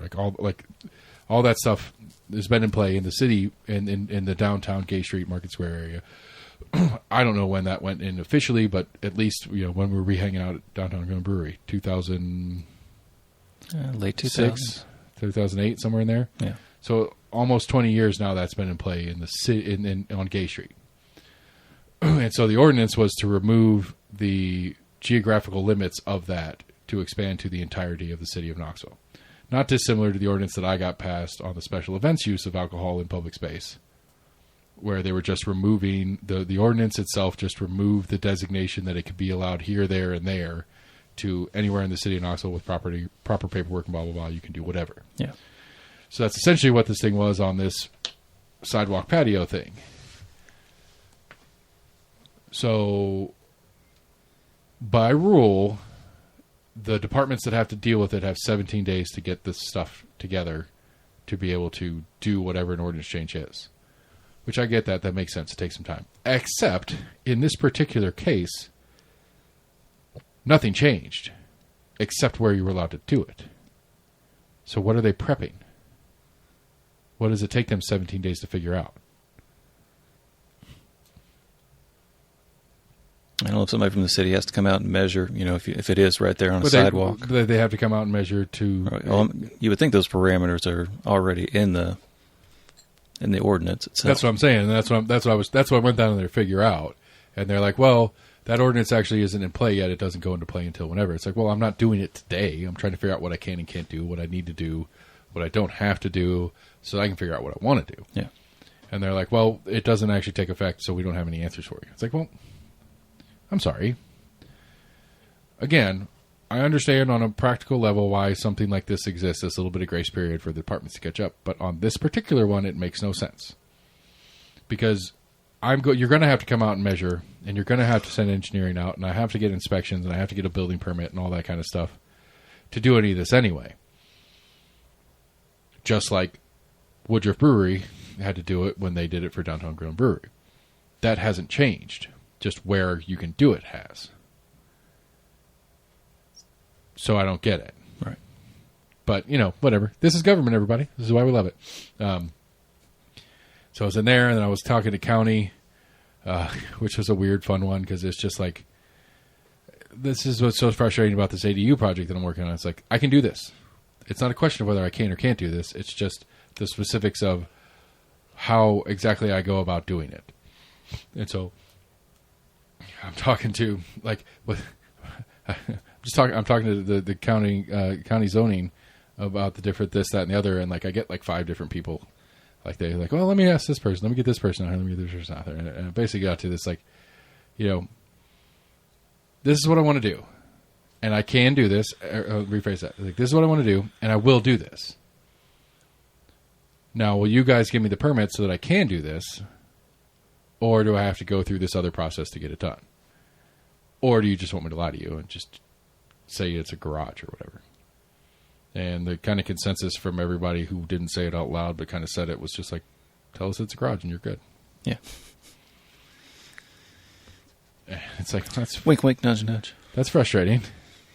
I mean, that's the thing. I mean, that's one of the and this is not specifically on this project in and of itself, but that is one of the consistent things. And this is local, this is state, this is federal. I don't know. I don't really have a good federal example, but in my experience as an adult human being trying to live my life, my parents fucked me up because I want to do it right. I wish so badly that I had the ability to just be I'm just going to fucking do it. And stop pretending like I need to ask permission for this, that, and the other, or ask for permits, or ask for paperwork. I don't know where that got stuck on me, but it's stuck on me that I want to do this right. I yelled at Becky Massey about this and the hemp stuff and all the different hemp stuff going on. I was like, Becky, I am being punished right now. To this day, up to right now. I didn't tell her this today. Last time I talked to her, which was that breakfast I had with her and Briggs a while ago, but I was like, Becky, I'm being punished because I'm trying to do things correctly. Because I've been told verbatim from Department of Revenue that they are going into places who are selling hemp products who are not collecting the tax, that they are giving them warnings and instructing them on how to fix it. And we're almost a year out. So, over the last year, I know for a fact that multiple places that sell hemp products have not been collecting the sales tax that you as the state require them to collect. I've been getting yelled at by customers. I've been losing customers because I'm too expensive. Because I'm doing it right. Right. There's something wrong with that. That is a problem. And I'm not a punitive person in general. I'm a pretty laissez-faire guy. Do what you want to do. Take care of yourself. Take care of your own shit. But fuck you if I'm going to do it right and I'm the one that loses. It fucking pisses me off. And that's what's happening with my ADU thing. If I would have just fucking built it, not asked a single question to anybody, just fucking built it, didn't ask for a permit, dug the holes myself, got contractors that don't care if I have permits or not, I could have got this shit done way cheaper than I needed to do it. And a 90% chance that none of my neighbors complain and nobody knows anything about it. But now I'm stuck because I have made it known that this is what I'm trying to do. So now what do? I can't really. I mean, granted, I'm sure the county codes gets all sorts of random people that come and go and ask all sorts of random questions, and they probably forgot me, Tuesday afternoon before I even left the building. But at the same time, it's I can't, there's no plausible deniability for me. I can't pretend I didn't know any better. Right. I can't say that because I tried to do it right. Well, you pulled a permit. Right. Or you came into our office and asked about it. Let's pull it up on the security cameras. Maybe. But I'm just saying, I can't deny. I mean, I'm on record now. That's going to stick around for the end of time talking about it. Which is another problem that I have with myself because I can't shut up about certain things when I know it's in my best interest to keep my mouth shut. But it's just, to go back to other things, like when I could see how some guy decides that he needs to build a tank out of a bulldozer because he has to go through this kind of shit over and over again. I'm not advocating for it, and I'm not saying I'm at a point where I'm about to lose my shit and go on some weird bulldozer spree. But I'm not going to sit here and try to pretend like I don't understand where that guy's coming from. I don't remember what his grievance was. It was the local government was trying to ruin him and his business and whatever, and he was crazy too. Like him, part of his he was like full on crazy. But some of it was real stuff. Like some of it was like I can't remember exactly what his main business was, but a part of it was doing like major mechanical. Like it was a major mechanical place. Like he did work on big equipment, bulldozers, hydraulics stuff, like whatever. But like the mayor or like one of the city councilors or whatever is from his township. Was one of his business competitors, and they were doing some road work out in front of his place, and they just cut a ditch across his driveway and gave him no option to get in and out of his own place. And when he complained about it, they're like, well, we'll be done in a couple of days. Don't worry about it. A couple of days was a couple months. Right. Like couldn't do his business and stuff like that. And so for that couple of days, couple of months that he was stuck in his place, not being able to do actual monetary work, he took a bulldozer that he had and steel plated it and turned it into a tank and then drove on a rampage through town. Yeah.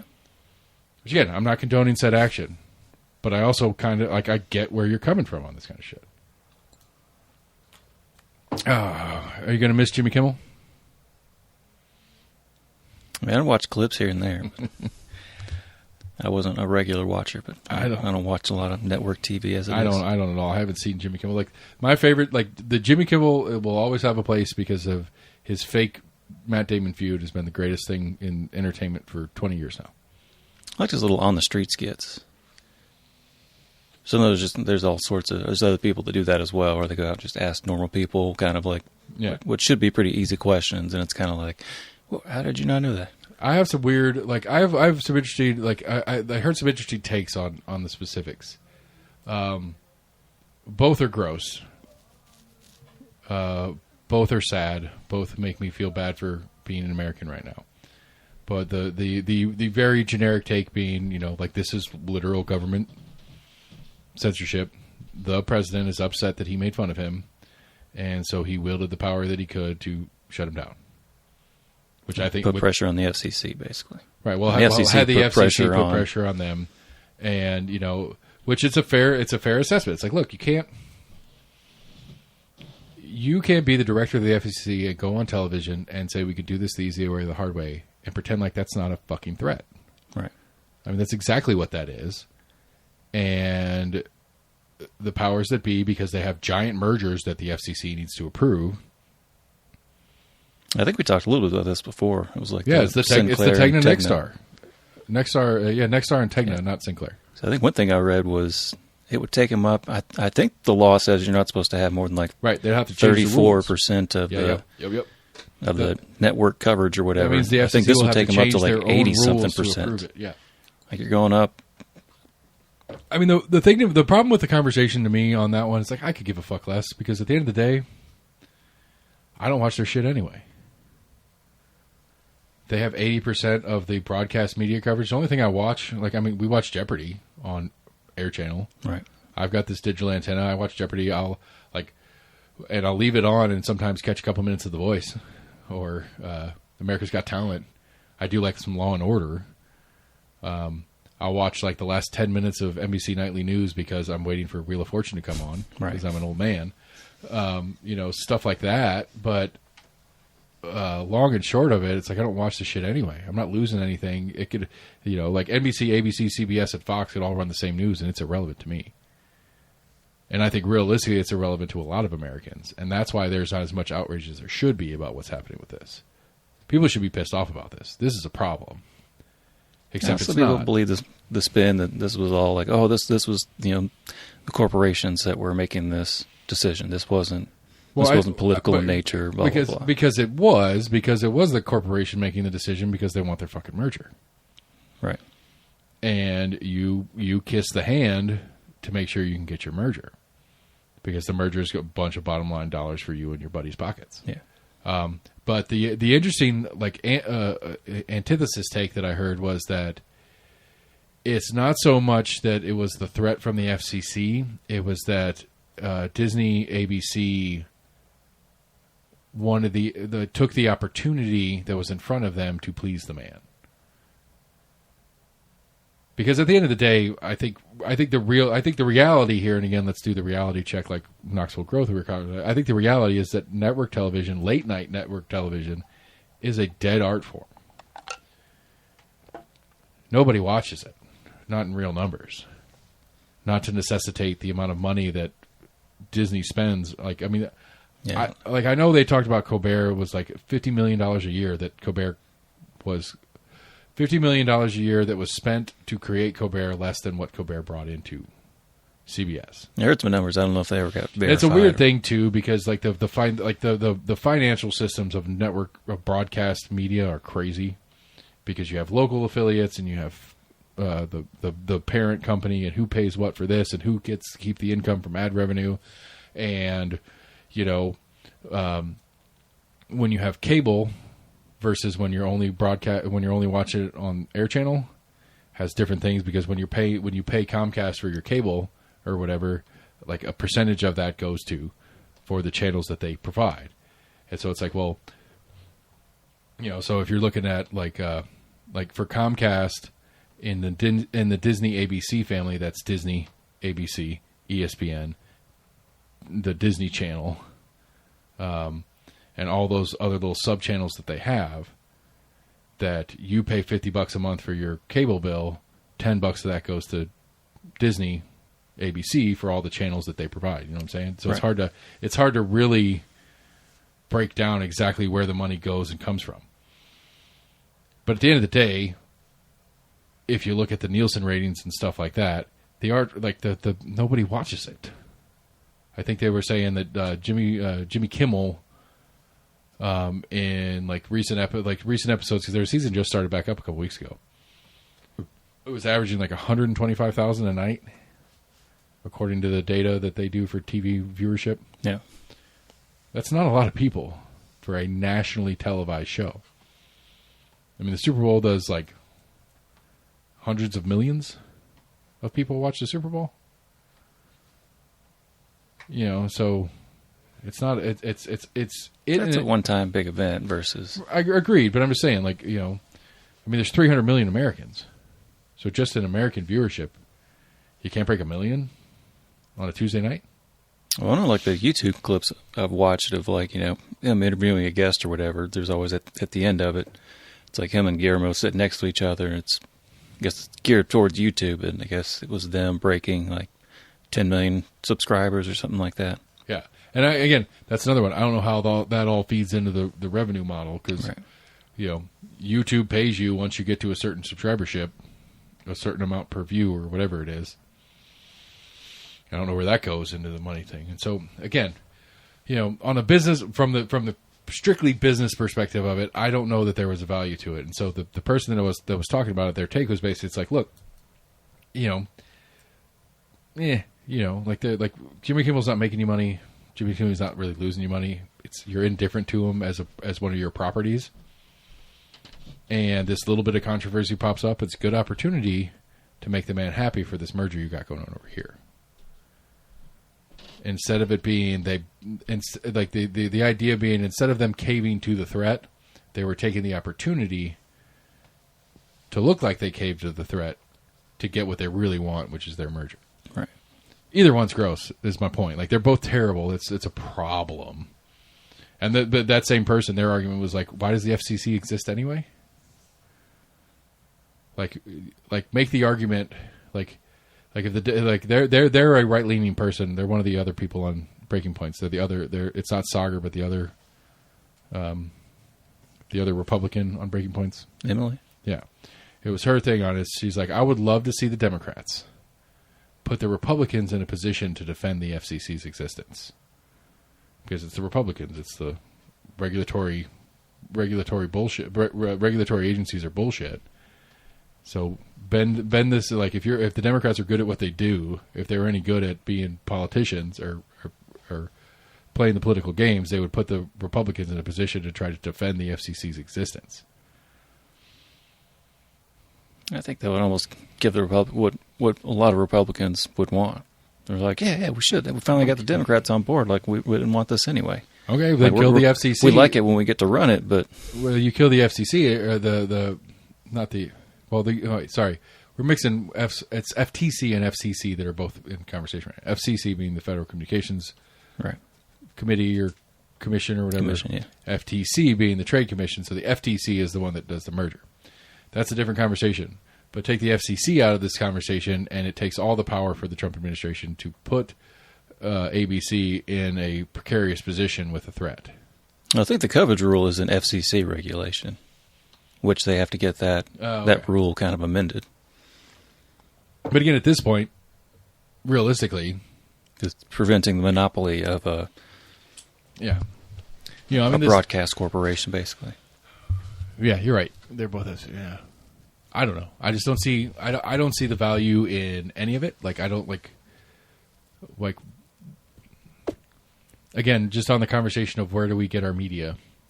Now that being said, I have a Hulu subscription. I pay for that, and that's a Disney product. Right.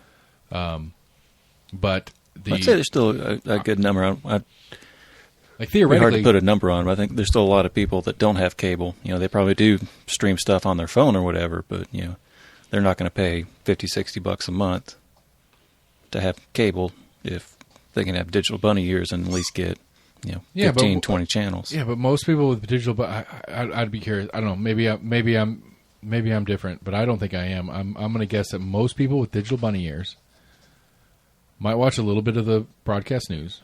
I agree with that. ABC, CBS, NBC News, Fox News. No, there's no Fox News.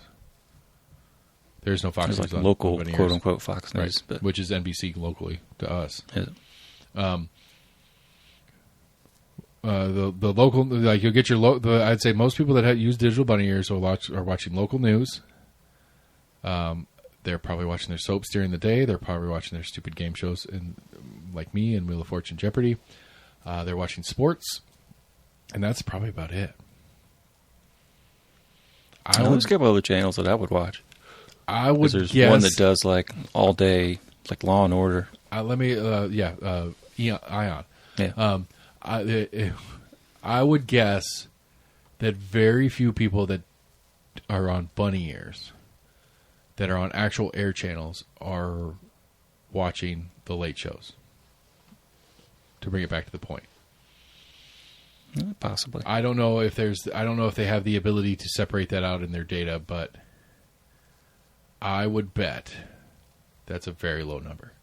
I'll bet it's less of that 150-something thousand that they say Kimmel's getting watched. See, on certain nights, like you said, when like the big network shows like America's Got Talent, etc. It's something they might follow that into whatever comes on after it. Yeah, but I mean, but again, but that's local news. But that's local news, and then you get through local news to eventually get to the Late Show. I just think I don't know. I just don't think anybody watches that shit. I still think there's a pool. I mean, that's why they put it up on their like YouTube channels. There's a new movie coming out, and you've got this movie star that does an interview. And outside of that, like nobody's really doing big interviews. But still, Chris Pratt's in the new Jurassic Park 17 or whatever it is. You can get Chris Pratt on his press tour at this point on 50 different podcasts, on fun podcasts that are interesting with less commercials. As we were talking about this the other day, we're pretty sure that Jeopardy's got a deal, and Jeopardy's a CBS Paramount property, right? But I'm pretty sure they've got a deal where movie stars, as part of their press obligation for a movie release, can come and read a category of Jeopardy that's semi-relevant to the movie that they're putting out as part of their obligations in press tour. Like I can go on Jimmy Kimmel, or I can read a set of categories on Jeopardy. I'll take Jason Momoa was on this week because they've got a new ABC, or not ABC, Apple TV Plus has a Hawaiian live action Moana or something like that. Or? No, it's a Hawaiian. It's Hawaiian, which is somewhat Moana, but no, it's like a docudrama. It's a historical drama of Hawaii. Okay. And so it's about like it's based in. It's like there's real historical figures that are characters in it, and it's based in like the historical stuff that was going on. Like essentially, like one of the main parts of this first season. We're planning on watching. We haven't started watching it yet, but one of the main parts of this first season is King Mawea. I'm sorry, I'm terrible at this. I apologize profusely. Is one of the characters. It's actually the guy that played Jango Fett in Star Wars. If you're a Star Wars dork like me, who plays the king, and he's famous as a king in Hawaii because he's the one that unified Maui, the island of Maui. Okay, all the tribes of Maui under his singular rule, and they were unified, fighting against the European. Because this is when the Europeans started showing up, and that's the whole premise of the show. Is it's like the drama that goes on when you have a culture of people who have been fighting with each other for years over land and control and all that kind of stuff, who then have this unified outside threat that they decide that they need. It's more important that they unify together to fight this outside threat than continue to fight each other. Right. That's the theory of the show. So anyway, Momoa's on, and he does, like, it's all Jeopardy clues, and the Jeopardy clues are like Hawaiian history facts and stuff like that. It's not like it's not questions about the show because the show isn't released yet. But then they finish the category, and Ken Jennings goes, and King of Islands. God damn it! I wish I remember the name. Whatever the name of the show releases this week on Apple Plus TV. And so it's a plug for the show that they build into the show, and we're pretty sure that counts as, you know, Jason Momoa, as part of his contract with making that show, is obliged to go out and do 15 press junkets. Yeah, and that counts as one of his press junkets that he doesn't have to go out and get ogled and yelled at and screamed at by fans when he's going in. It's like, I could just do a pre-recorded thing. Like, yeah, sure. I'll have to answer questions. Right. I can go hang out in a soundstage that is just down the street from my house because I'm down there anyway doing, like, you know, I mean, I'd probably say literally, like, you know, he might have done that and then gone and done Jimmy Kimmel or Colbert because it's CBS property and he's probably on the property and spent one decently long day on the CBS on the CBS lot in LA doing this and maybe another thing, and then going and doing the Colbert Show. Yeah. Because that knocks 3 of my 15 out one day. Easy day.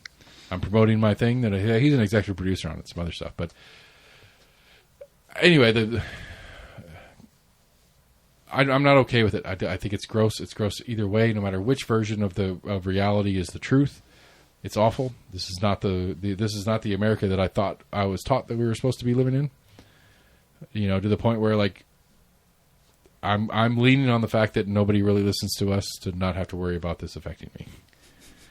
You know, like I feel comfortable and I feel strong enough to say these things out loud into the ether, knowing that I'm not important enough to matter.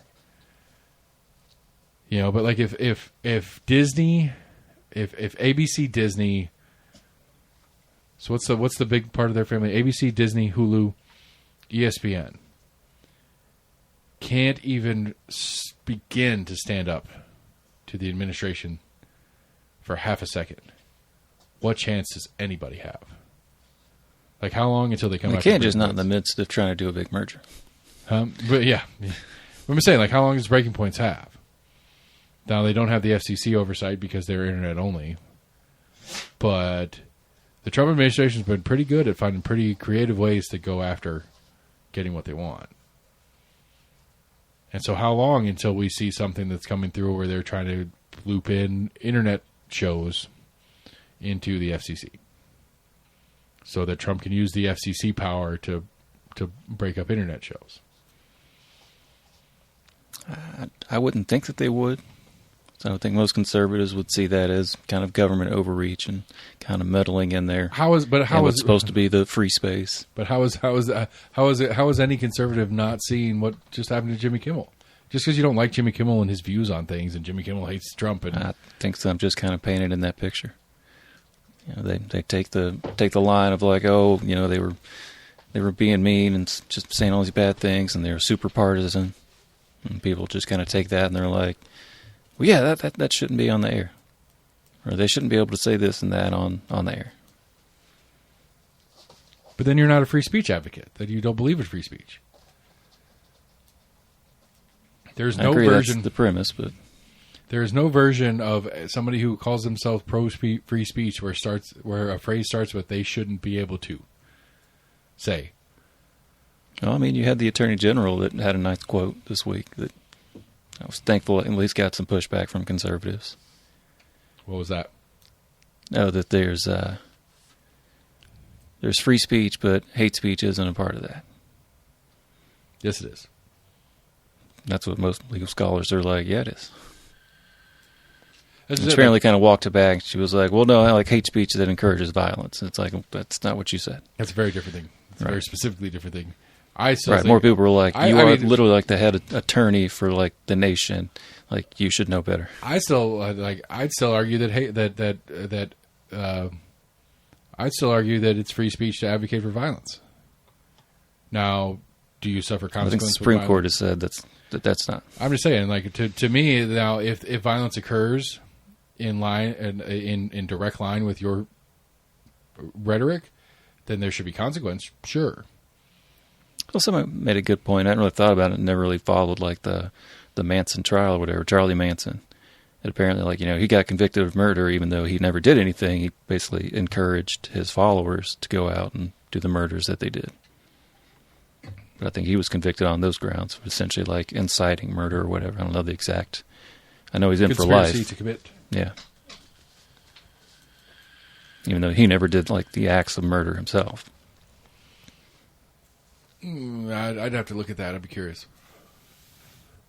I mean, that's a little, but I don't know. That's a little different. Like sitting down in a small group and advocating and talking and planning and stuff like that. That's one thing, versus just saying to the sky that, Charlotte, what's her name? Who? One of the ladies that did the murder for him. Oh, I think one's been up for parole or. Me screaming to the sky that somebody should kill X, and then somebody does it. That's different than me telling you to go kill X. You know what I'm saying? I don't know the facts of it, if he actually told him to go do it or just Right. I'm just saying, like that coerced him into that it. to me is those are functionally different things to me in practice. It's somebody should do something about. Somebody should do something about President Trump. Somebody should do something about it.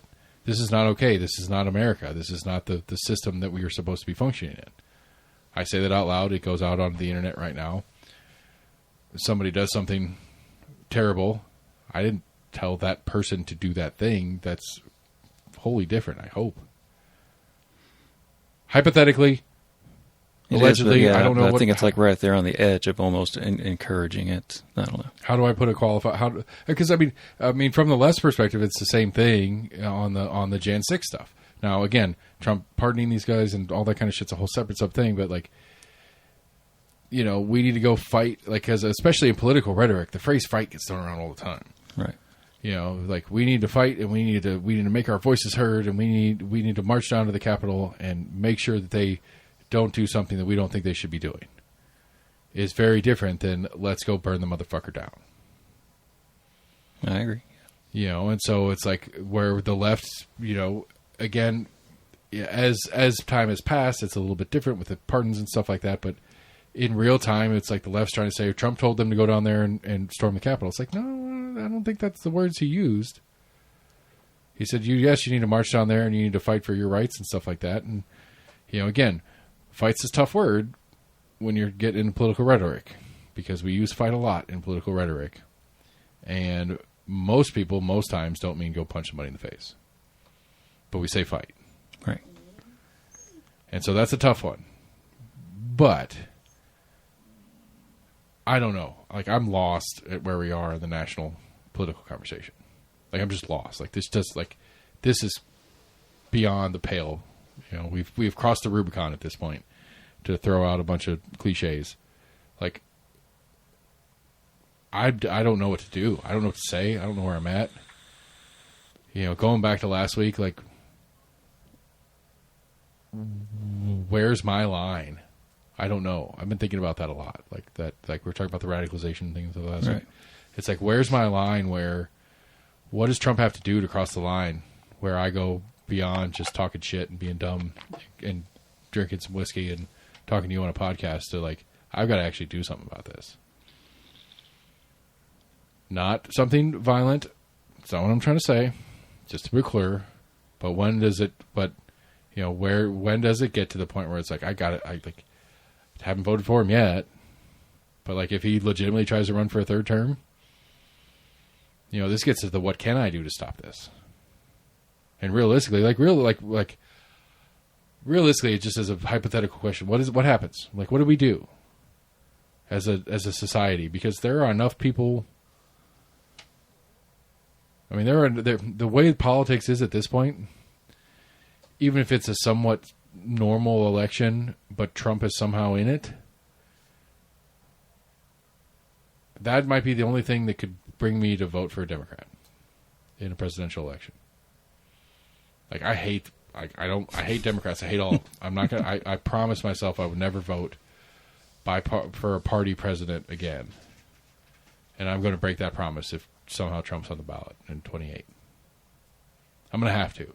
That's the best I think can it'll do. happen. It's a possibility. He's floated it a couple times. I pray to God it doesn't become a conversation. But I've been saying that's the only what else can I do? That's the only thing I can do. But even that, it just doesn't. I don't feel like that's a solution either. It's just the best I can do in the spot. I don't remember where it was. I read a story about a politician actually getting recalled. I'm like, oh, so it does happen. It's possible. Right. Impossibly possible. I don't know if it was in an area that, the recall process was a little bit easier. Yeah. Oh. I was I don't know. This is broken. We're broken as a society. And to me, be on the lookout not this week, but next week. I believe the Headlights podcast. I got to sit in as be part of the interview. I didn't speak, but I was working the interview. Very interesting guy from I think Johnson City, who made some very valid points, and I disagree with him wholeheartedly, philosophically. But at this point, I like Matt Shears. If you're listening, I am not a Democrat. I will never be a Democrat, but I might start voting for some progressives. Because fuck it. Because he made a good point. It's and actually, I made a joke as soon as we broke. It's like, you've got a lot of these Democrats that are trying to run in Tennessee, and they're trying to lean moderate. It's like, well, you're losing. If you're gonna lose, at least lose and be true to yourself, and be true to actually what you want. They're trying to get some of the middle of the road people. Run on those progressive ideals and see if maybe this Mondani thing that's going on in New York is real. People, I think it could work. I truly do. I disagree with it philosophically to my core, but I think especially in the super red state that is and whatnot, I think you go radically the other way because I think people want different. They're done. There's a good bit of people that just are happy to see a kind of shake-up, per se. Yeah, they're done with it. They're done. They're just, I am exhausted with this. And at this point, I can't bring myself to that point. That's where I get stuck with my ideology or whatever. But, I could get where people just get to the point where it's like, this thing that I've done over and over again isn't working for me. And some guy that's trying to feign towards me is a poser. If I'm going to break, I'm going to break and go as far the other way as possible. I think that's that was the Bernie appeal. I think truly that was the Bernie appeal. Bernie is a progressive. He is a far-left Democrat. And I think the left at large was like, we are done with this moderate centrist bullshit that doesn't accomplish anything, that keeps folding, that keeps giving up, that keeps ceding this, that, and the other to the Republicans. I want somebody who's just like, fuck this whole thing, we're doing it hard the other way. Which I don't think is good for the long term of the nation, per se, because that's that pendulum swing thing that we've talked about. But at this point, how do we get the attention of the politicians to start trying to actually come to the middle? Because there's no need for them to. They kind of feed off whatever, kind of focus groups. I think that's where they get a lot of their, besides the kind of the party foundations themselves. I think that's where they get a lot of what they're going to speak on. That doesn't exist. The party foundation itself doesn't exist. We've established that at large. Not the party foundation, but like the party heads. They kind of put out the talking points of the year, of the month, whatever. I think there's some where they're actually getting some grassroots. No, I agree. Okay, you're right, 100%. The leadership of the party makes the agenda, not the people. They don't respond to the people. They don't respond to where the people are at. I think they do to an extent. I don't think it's like 50%, but I think there is at least some where they have people that have their ears to the ground to see if like, hey, can we make this float, or can we push this through, etc. I mean, you'd think so, except like for the local example, if like, I guess it doesn't matter in Tennessee, so no, the local example doesn't work. But I mean, like the Democrats right now at large, the base of the party is not okay with what's going on in Israel right now. There's poll after poll after poll after poll that's like, nah. No, yeah, we support Israel, but we're getting kind of iffy on what they've been doing. Right. We support Israel and its existence and whatnot, but this is too much. Right. Is probably the general consensus of the base. But party leadership's like, nope, we are full on 100% whatever they want. How dare you even think about us not Which supporting is, I mean, that's a good chunk of the Mondani effect that's going on right now in New York. It's like he's a left-leaning guy that doesn't care about Israel. It's not a pro or anti. He's like, I want to be the mayor of New York. Yeah. What Israel and going on over there, I don't like it. I don't care about it, but I don't care about it. That's not my job. Like apparently Cuomo in one of their debates was like thought he had him because Cuomo or the moderator I think asked if they were going to go to Israel after they got elected. Yeah, I remember seeing that. I was like, no, why? I'm the mayor of New York. Yeah, I was like, where's the first place you're going to go when you get elected? I'm going to go down to the city hall and get to work. Right. Why would I go to Israel? Like, if I want to go to Israel because it's neat or whatever, that's going to be a vacation day. It's not going to be a work day. Right. Like, what are we talking about here? Like, which seems like some of it's kind of like a veiled kind of like religious question as well. Sure. But it's just one of those, like, it's one of those that I think the majority of people, Republican or Democrat, see 100% through that. It's like, I think the majority of people should see through that and do see through that in the sense that it's like, who cares? Like, that's not the job. The mayor of New York has fuck all to do with geopolitical international relations. States. Yeah. Like, it has nothing. That's not the job. Yeah. You guys hired me to focus on New York. Right. I got elected by you guys to be the mayor of New York. Right. Not to be the president of the United States, not to be the Secretary of State. Yeah. That's their job. You elected that guy, and that's why we're here. But that ain't my job, and that's not the race that I'm running. Like, which seems like such a duh thing for like why? Which again, that's the joke on the Cuomo side. It's like, what is Cuomo thinking that like? Who thought that Cuomo? And that like, how does Cuomo get to go around after the fact and like tout that as a win for him? So I'm going to Israel when I become mayor. It's like, what are you talking about, man? Yeah, that's it's just an attempt to turn off some of the other voters of his kind of like groundswell of support. And I don't know what numbers he's apparently sitting a bunch of at New now, York Jews love him. Not Cuomo, the other guy, Mondani. Yeah, I've heard that. Like the polling that's out is that like New York Jews are all about this anti-Semite apparently. All right. Which again, that's one of those things that's like, I mean, it's this nationalization of stuff that just doesn't make any sense. Like, like if you're an actual anti-Semite, that's a problem. Like if you actually hate Jews because they're Jewish, that's a problem. But like because you don't really care or you don't think that it's important for your input on how you feel about the Israel-Palestine conflict, being part of your campaign makes you an anti-Semite. It's like, what are we talking about? Yeah. And again, I can like Israelis and not necessarily like the Israeli government, etc. Right. Like I think we as a nation are over that.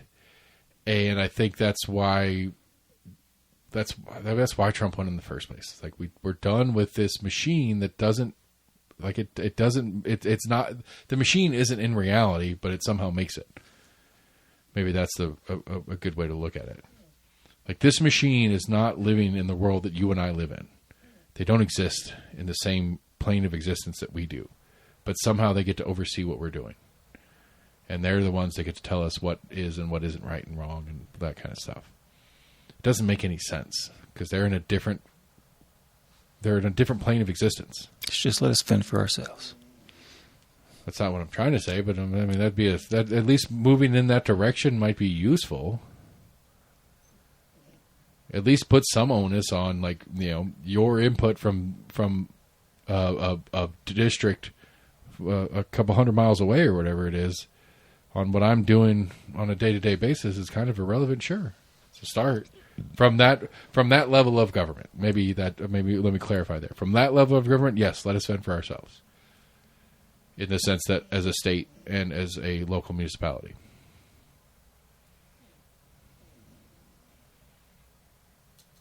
I'm trying to think. I mean, I don't really think there's a whole lot of like federal laws that, you know, they apply to the whole country, but they're pretty kind of like basic ones that are in the federal Constitution, etc. I mean, federal law apparently gives the President of the United States to get somebody fired for making fun of him. That's not federal law, though. I mean, the federal government gave the authority to the FCC, who is run by an appointee of the President of the United States, to play this weird threat game that he did and get away with it. Well, see, I mean, I think there's been at least enough pushback that I think there's even been like Republican senators that have kind of like called it into question and like, you know, are wanting to investigate his role in it. All right, so because he did, you know, very verbally. I think he was on some kind of podcast. No, it was on like NBC or like Fox News or something like that. Like it was a broadcast. I'm pretty sure it was on a broadcast channel. Or at least one of the interviews he did was on Benny Johnson podcast or whatever. Yeah, maybe whatever. Whatever. I would like so. All right. So, how much do you want to bet Jimmy Kimmel does not come back on CBS or ABC, whatever channel he's on? I don't think he will. I don't think they'll bring him back. Okay. So you would bet against his return to the channel. Yeah. What do you think he'll do next? You think he'll start a podcast? It's possible. It's my favorite Taco Bell commercial right now. You seen that commercial? Taco Bell. It's there's Devontae Adams, former Green Bay Packer wide receiver. It's a Taco Bell commercial, and it's like he has a Taco Bell in his house. That's a running series that they've done in commercials. I think I've seen one or two of those. And this one of the more recent ones they've done is Devontae goes up to the service counter of the Taco Bell in his house, and he's talking to the guy working there. He's like, "You want to hang out after work?" He's like, "Yeah, man." It's like, "What do people do in LA what do people do in LA?" Because he's at I don't know where he's on, the Chargers now. I don't remember what team he's on. Anyway, he's like, "What do people do in this town? What do people do in LA when they're not, you know, just to hang out or whatever?" And then it cuts to they're doing a podcast. All right. I was like, "Oh, that's funny. That's good. I like that." I mean, there's talk of Colbert doing that when he leaves. I mean, I wouldn't be surprised if like some cable channel picked him up for his own kind of show. Yeah. Colbert come back to do a podcast or something. Bring Colbert back to Comedy Central. He can tag in and out with. I don't know if he floated the idea or if I read it somewhere else of like bringing back the Colbert Report. Right, that's what I'm saying. Like bring back, put him back on Comedy Central with Jon Stewart, and I mean here in a couple sooner than later. John Oliver will get kicked off or whatever his thing is. And just bring them all back. Maybe. I mean, I think he's been like winning awards. I mean, that's like the award show commissions or whatever that are voting for that. I don't think that's really. But the other one being like. That's also cable, which is not. I don't think that's part of like the FCC. What's John Oliver? Yeah, he's on HBO. Yeah, I don't know where they sit in all that mess. I thought I remember reading something in like the articles kind of talking about this. I think if I've learned nothing else in the last couple months or whatever is that the Trump administration's reach doesn't really care. They'll figure it out. They'll figure out, like, if they really want to get John Oliver off the air, they'll figure out a way to get him off the air. I think, honestly, I think what's funny about it is I think that Trump, part of this whole thing in Trump's like rage against late night television is the is a sign of his age. Going back to what we were talking about, like nobody watches it kind of stuff. I mean, it's not that he just doesn't like people making fun of him. Right. But people making fun of him on The Late Show with whomever on broadcast television, the number of people that are watching that and being humored by him being made fun of is exponentially less than YouTube creators that are making fun of him. Like Tim Dillon's whole thing where he does his face swap thing. Tim Dillon does his impression of Trump. I haven't seen him do a face swap or whatever. Yeah, I think it's Tim Dillon. I might be mixing them up. But there's a whole bunch of different... Like, I mean, the number of views and screen time of people making fun of Trump throughout the internet is some ungodly number bigger. But Trump, being the old man that he is, thinks that the broadcast, and then under the broadcast is cable, then under that is this other stuff, where the reality is the opposite. You know what I'm saying? Yeah, I'm trying to remember like a lot of what he said like recently, or what he's been saying for months or whatever. It's, you know, if their ratings are down, nobody watches them, they're crap or whatever. Yet, you know, he still gets his panties in a wad that right. they're saying. Right, but again, because he's he's an old man that thinks that that's what people tune into, or at least like in his head, like when he was a younger man, that's where he got his political humor insight from. You know, like that. I think it's a sign of. I think part of it's a sign of Trump's age. He doesn't understand where the actual, actually the reality threat to his narrative control is not broadcast television. When he wants to go out there and say, "This is what happened here," not this other thing that everybody's telling you has happened. It's kind of this perception that everybody's against him, right? Which he needs to. Yeah, I think he said recently on like Air Force One, he's like, yeah, they shouldn't be able to do that. They should lose their licenses. Which is fucking crazy. Right. I think he even mentions, you know, like, you know, it's like, he's like, you know, they're 98% against me or something like that. Or 98% of them are against me. And I remember when, you know, we had some conservative late night talk show hosts, or when there was good late night talk show hosts. I mean, I still, like, I haven't watched one in forever, but I still, like, in my brain, I think, like, when I used to watch Jay Leno and David Letterman, who was still around, and then Jimmy Kimmel when he took over, not Jimmy Kimmel, Conan, Jimmy Fallon and Conan and stuff like that. They would it would be the most milquetoast part of the monologue, where the president did this today, or the Secretary of State did that, or SNL did a skit with Madeleine Albright or whatever it was, like. What was the Will Ferrell character? Will Ferrell did Janet Reno. Janet Reno, which the good ones, Janet Reno being one of them. Like on, I think it was Will Ferrell's last episode, is when Janet Reno came on, and they did a sketch where he was her, and she and then came in the on. middle of the sketch, she came out or whatever. Yeah, she played on with it. Yeah, I think Hillary Clinton did one of those too at some point. I can't remember who. I think was it Tina Fey that played Hillary Clinton? Tina Fey did what's her face from Alaska. I can see Alaska I can see Russia from my house. Sarah Palin. Yeah. Anyway, you know, I was looking back on it, like outside of the Daily Show, anything that was political comedy, as far as the late night shows, was just such a little bit, and it was just a passive bit, and it was like, and again, like Jimmy Kimmel's specific one on this one was so dumb anyway. Like the actual joke that they're citing that got him in trouble. Yeah. It's like that seems very par for the course in the history of late night monologue making fun of the president.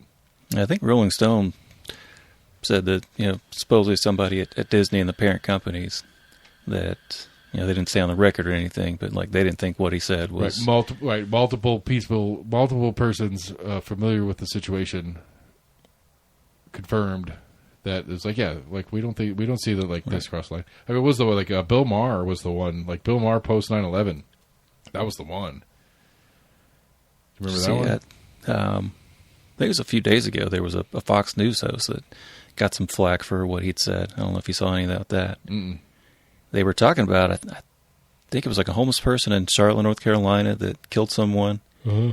I guess they were kind of talking about that, and And he was like, "Yeah, they should be able to, involuntarily euthanize him." It's kind of like, "Whoa, what the fuck did you just say?" I did kind of hear about that one. Yeah. Kill all the homeless people. Yeah. No, the Bill Maher one post 9/11 was the one. No, because basically he made a joke saying, it's like, we're calling these guys cowards for flying planes in the building. That takes more courage than pushing a button that fires a rocket into their village. Yeah, I don't remember that. Yeah, I mean that was like September 15th or something like that. It was close. Yeah, and that got him that got politically incorrect. His show canceled. And he still had that show though. It came back. Oh, okay. But I think I think at the time, I think at the time, the public didn't like that. Right. Like I think that was one of those where, that was HBO, right? I think that was on HBO. I think so. I think HBO was like, whoa. I think that was an HBO. I don't know. I'd have to go look back in the history. I don't know. Maybe HBO was about to merge with Showtime or Cinemax or whatever. Right. That HBO, the HBO Max merger was in the last couple of years ago.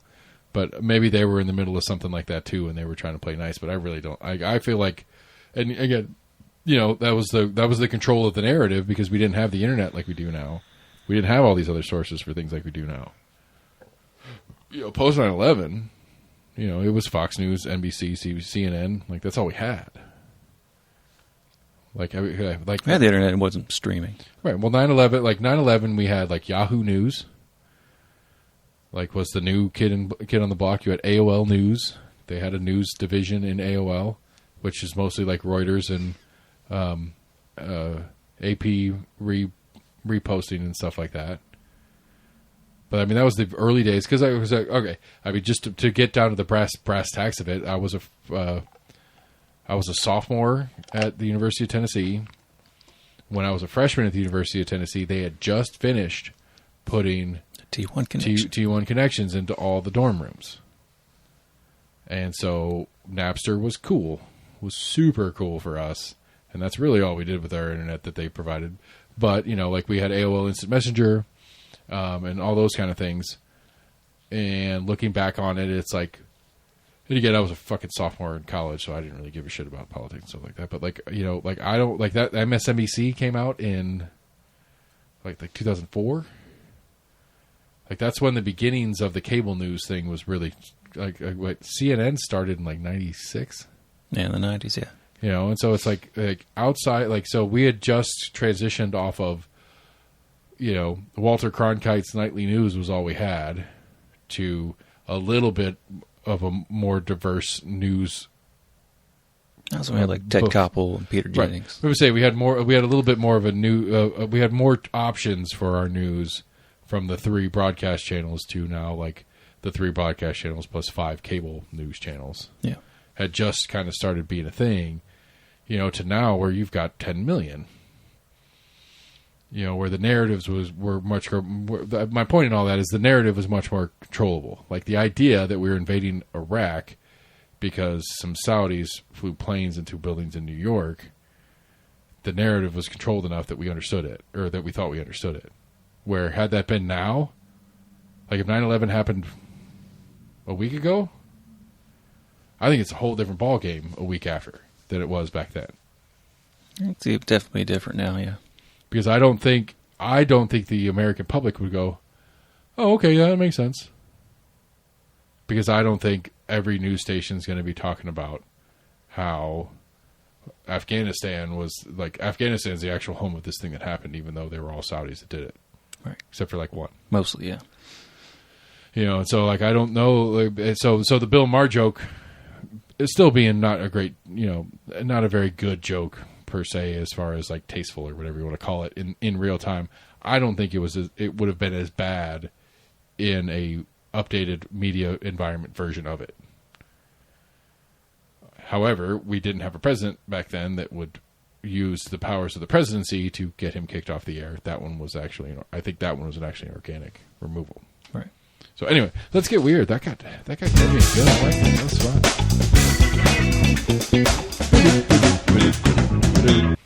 Oh, let's see here. We got Colorado's going to debut a new live buffalo mascot against Wyoming. Colorado. Not really that weird. Colorado. Oh, football. Okay, sorry. Yeah. It's you, and I'm thinking hockey, and I'm like, but Colorado's an Avalanche. Sorry. The hockey team in Buffalo is the Buffalo. Let's see here. The Wait, who are latest they playing? Colorado's playing who?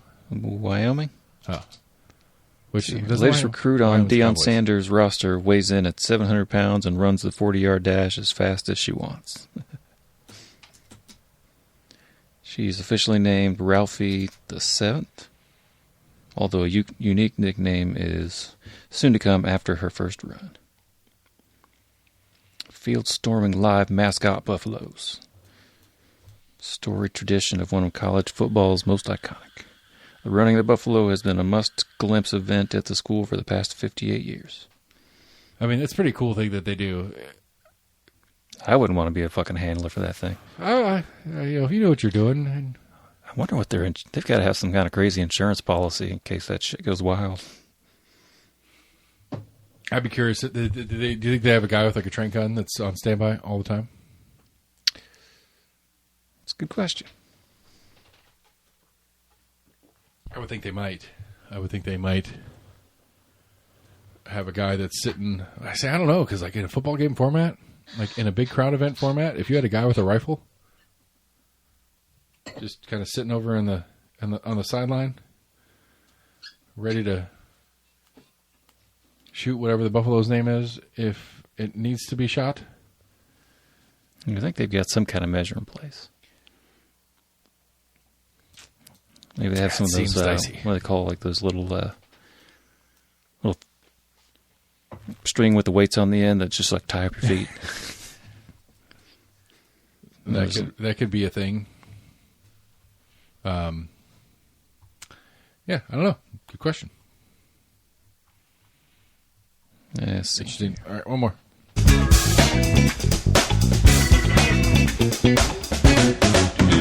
Real quick to follow up my News of the Weird last week and my conspiracy theory on how the Charlie Kirk murder was going to be used. I missed it, and it actually, in hindsight, it was pretty obvious. The conspiracy that's kind of what Kimmel alluded to. Right, the conspiracy was that they were going to use his murder for a suspension of free speech, not for their use of putting National Guard into cities.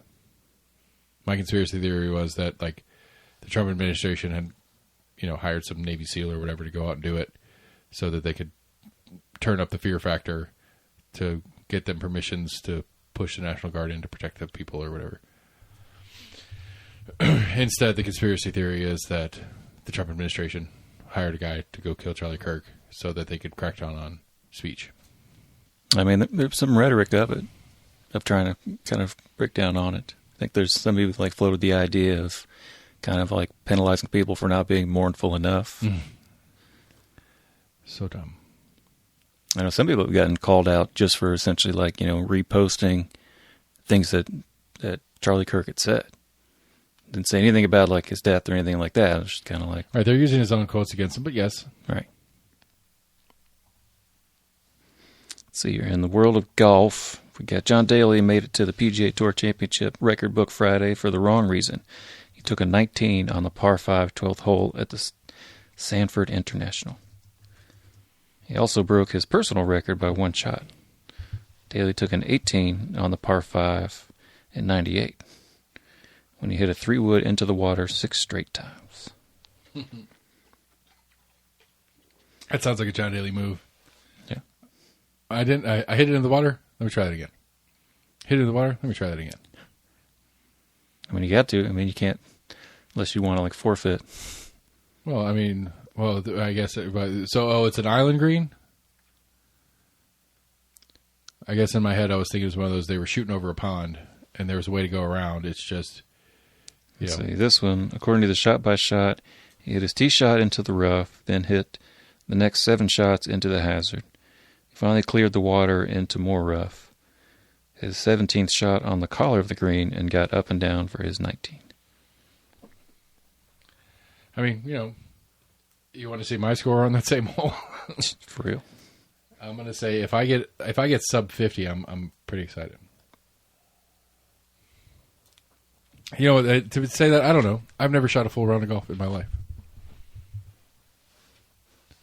I played a 4-man scramble at a charity event once. Is it like 4-man, like best ball kind of thing? Yeah. And so in that 4-man scramble, through 18 holes, 2 of my shots were actually used. And one of those shots was a shank that just bounced off something and rolled well. I don't remember what the other one was. I just remember like that whole day, I just got fucking hammered. That's all I was trying to do anyway. I think I did once in like my early teens or something. I have no, like, golf has never had any, there's nothing. I used to go to like the driving range, and that was about as far as. Right. I round of putt-putt's fun. Yeah.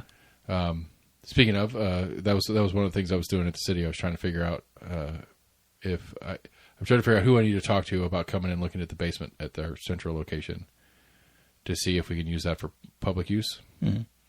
And if we can use it for public use, I'm building a 9-hole putt-putt course. Like blacklight. Pirate blacklight golf with a bar in the middle. Inside. I might make it 18. I got to figure it out. Actually, the wife's got to figure it out. She says she wants to do it, so I said, you're going to do it. Yeah, 18, I guess you could get more people playing at the same time. It doesn't matter. The main thing is that every hole will have 2 drink stands, one at the tee box and one on the main green portion. I would like to try to figure some different ideas out. I've been watching some videos of some guys that do, like, it's actually really fun to watch. It's these guys that set up, and it's just like 4 guys that go out and play a putt-putt course, but they set it up and they edit the video like it's a golf tournament.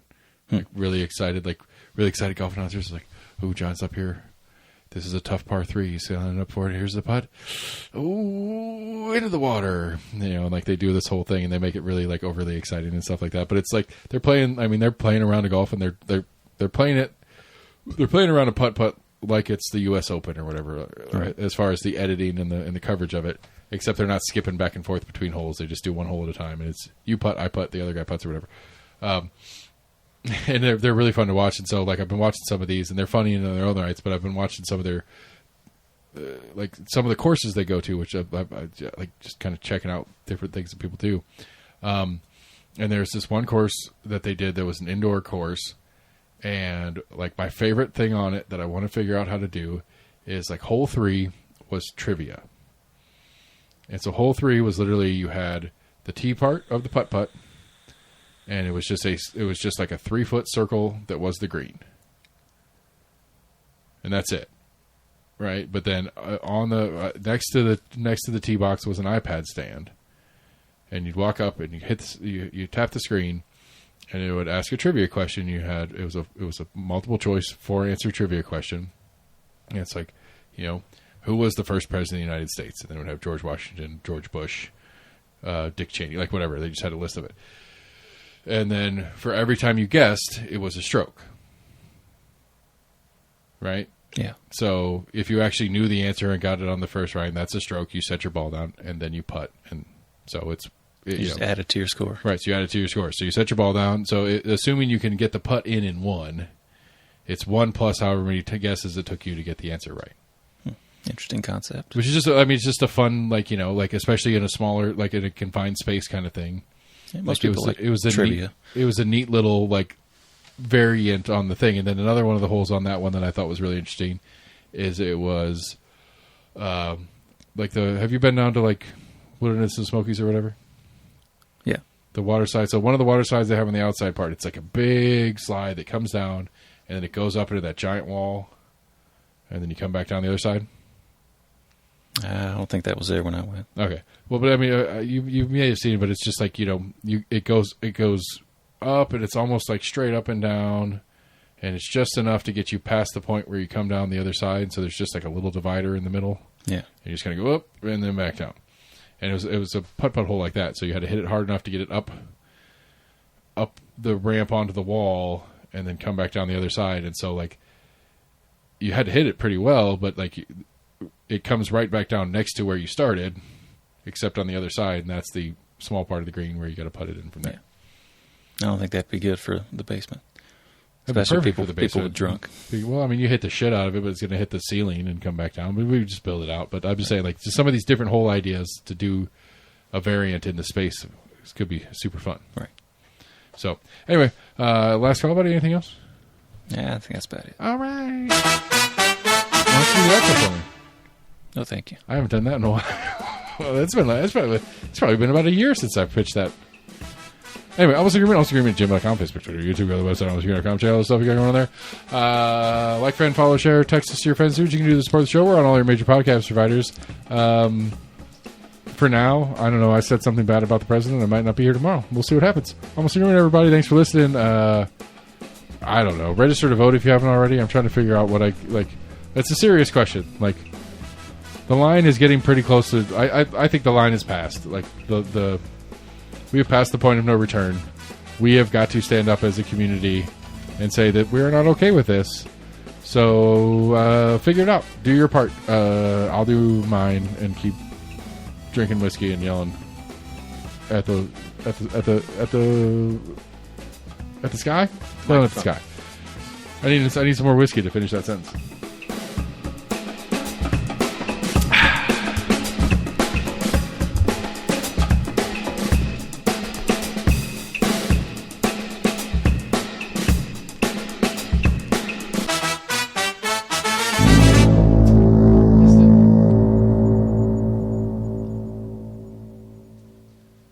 Missed it.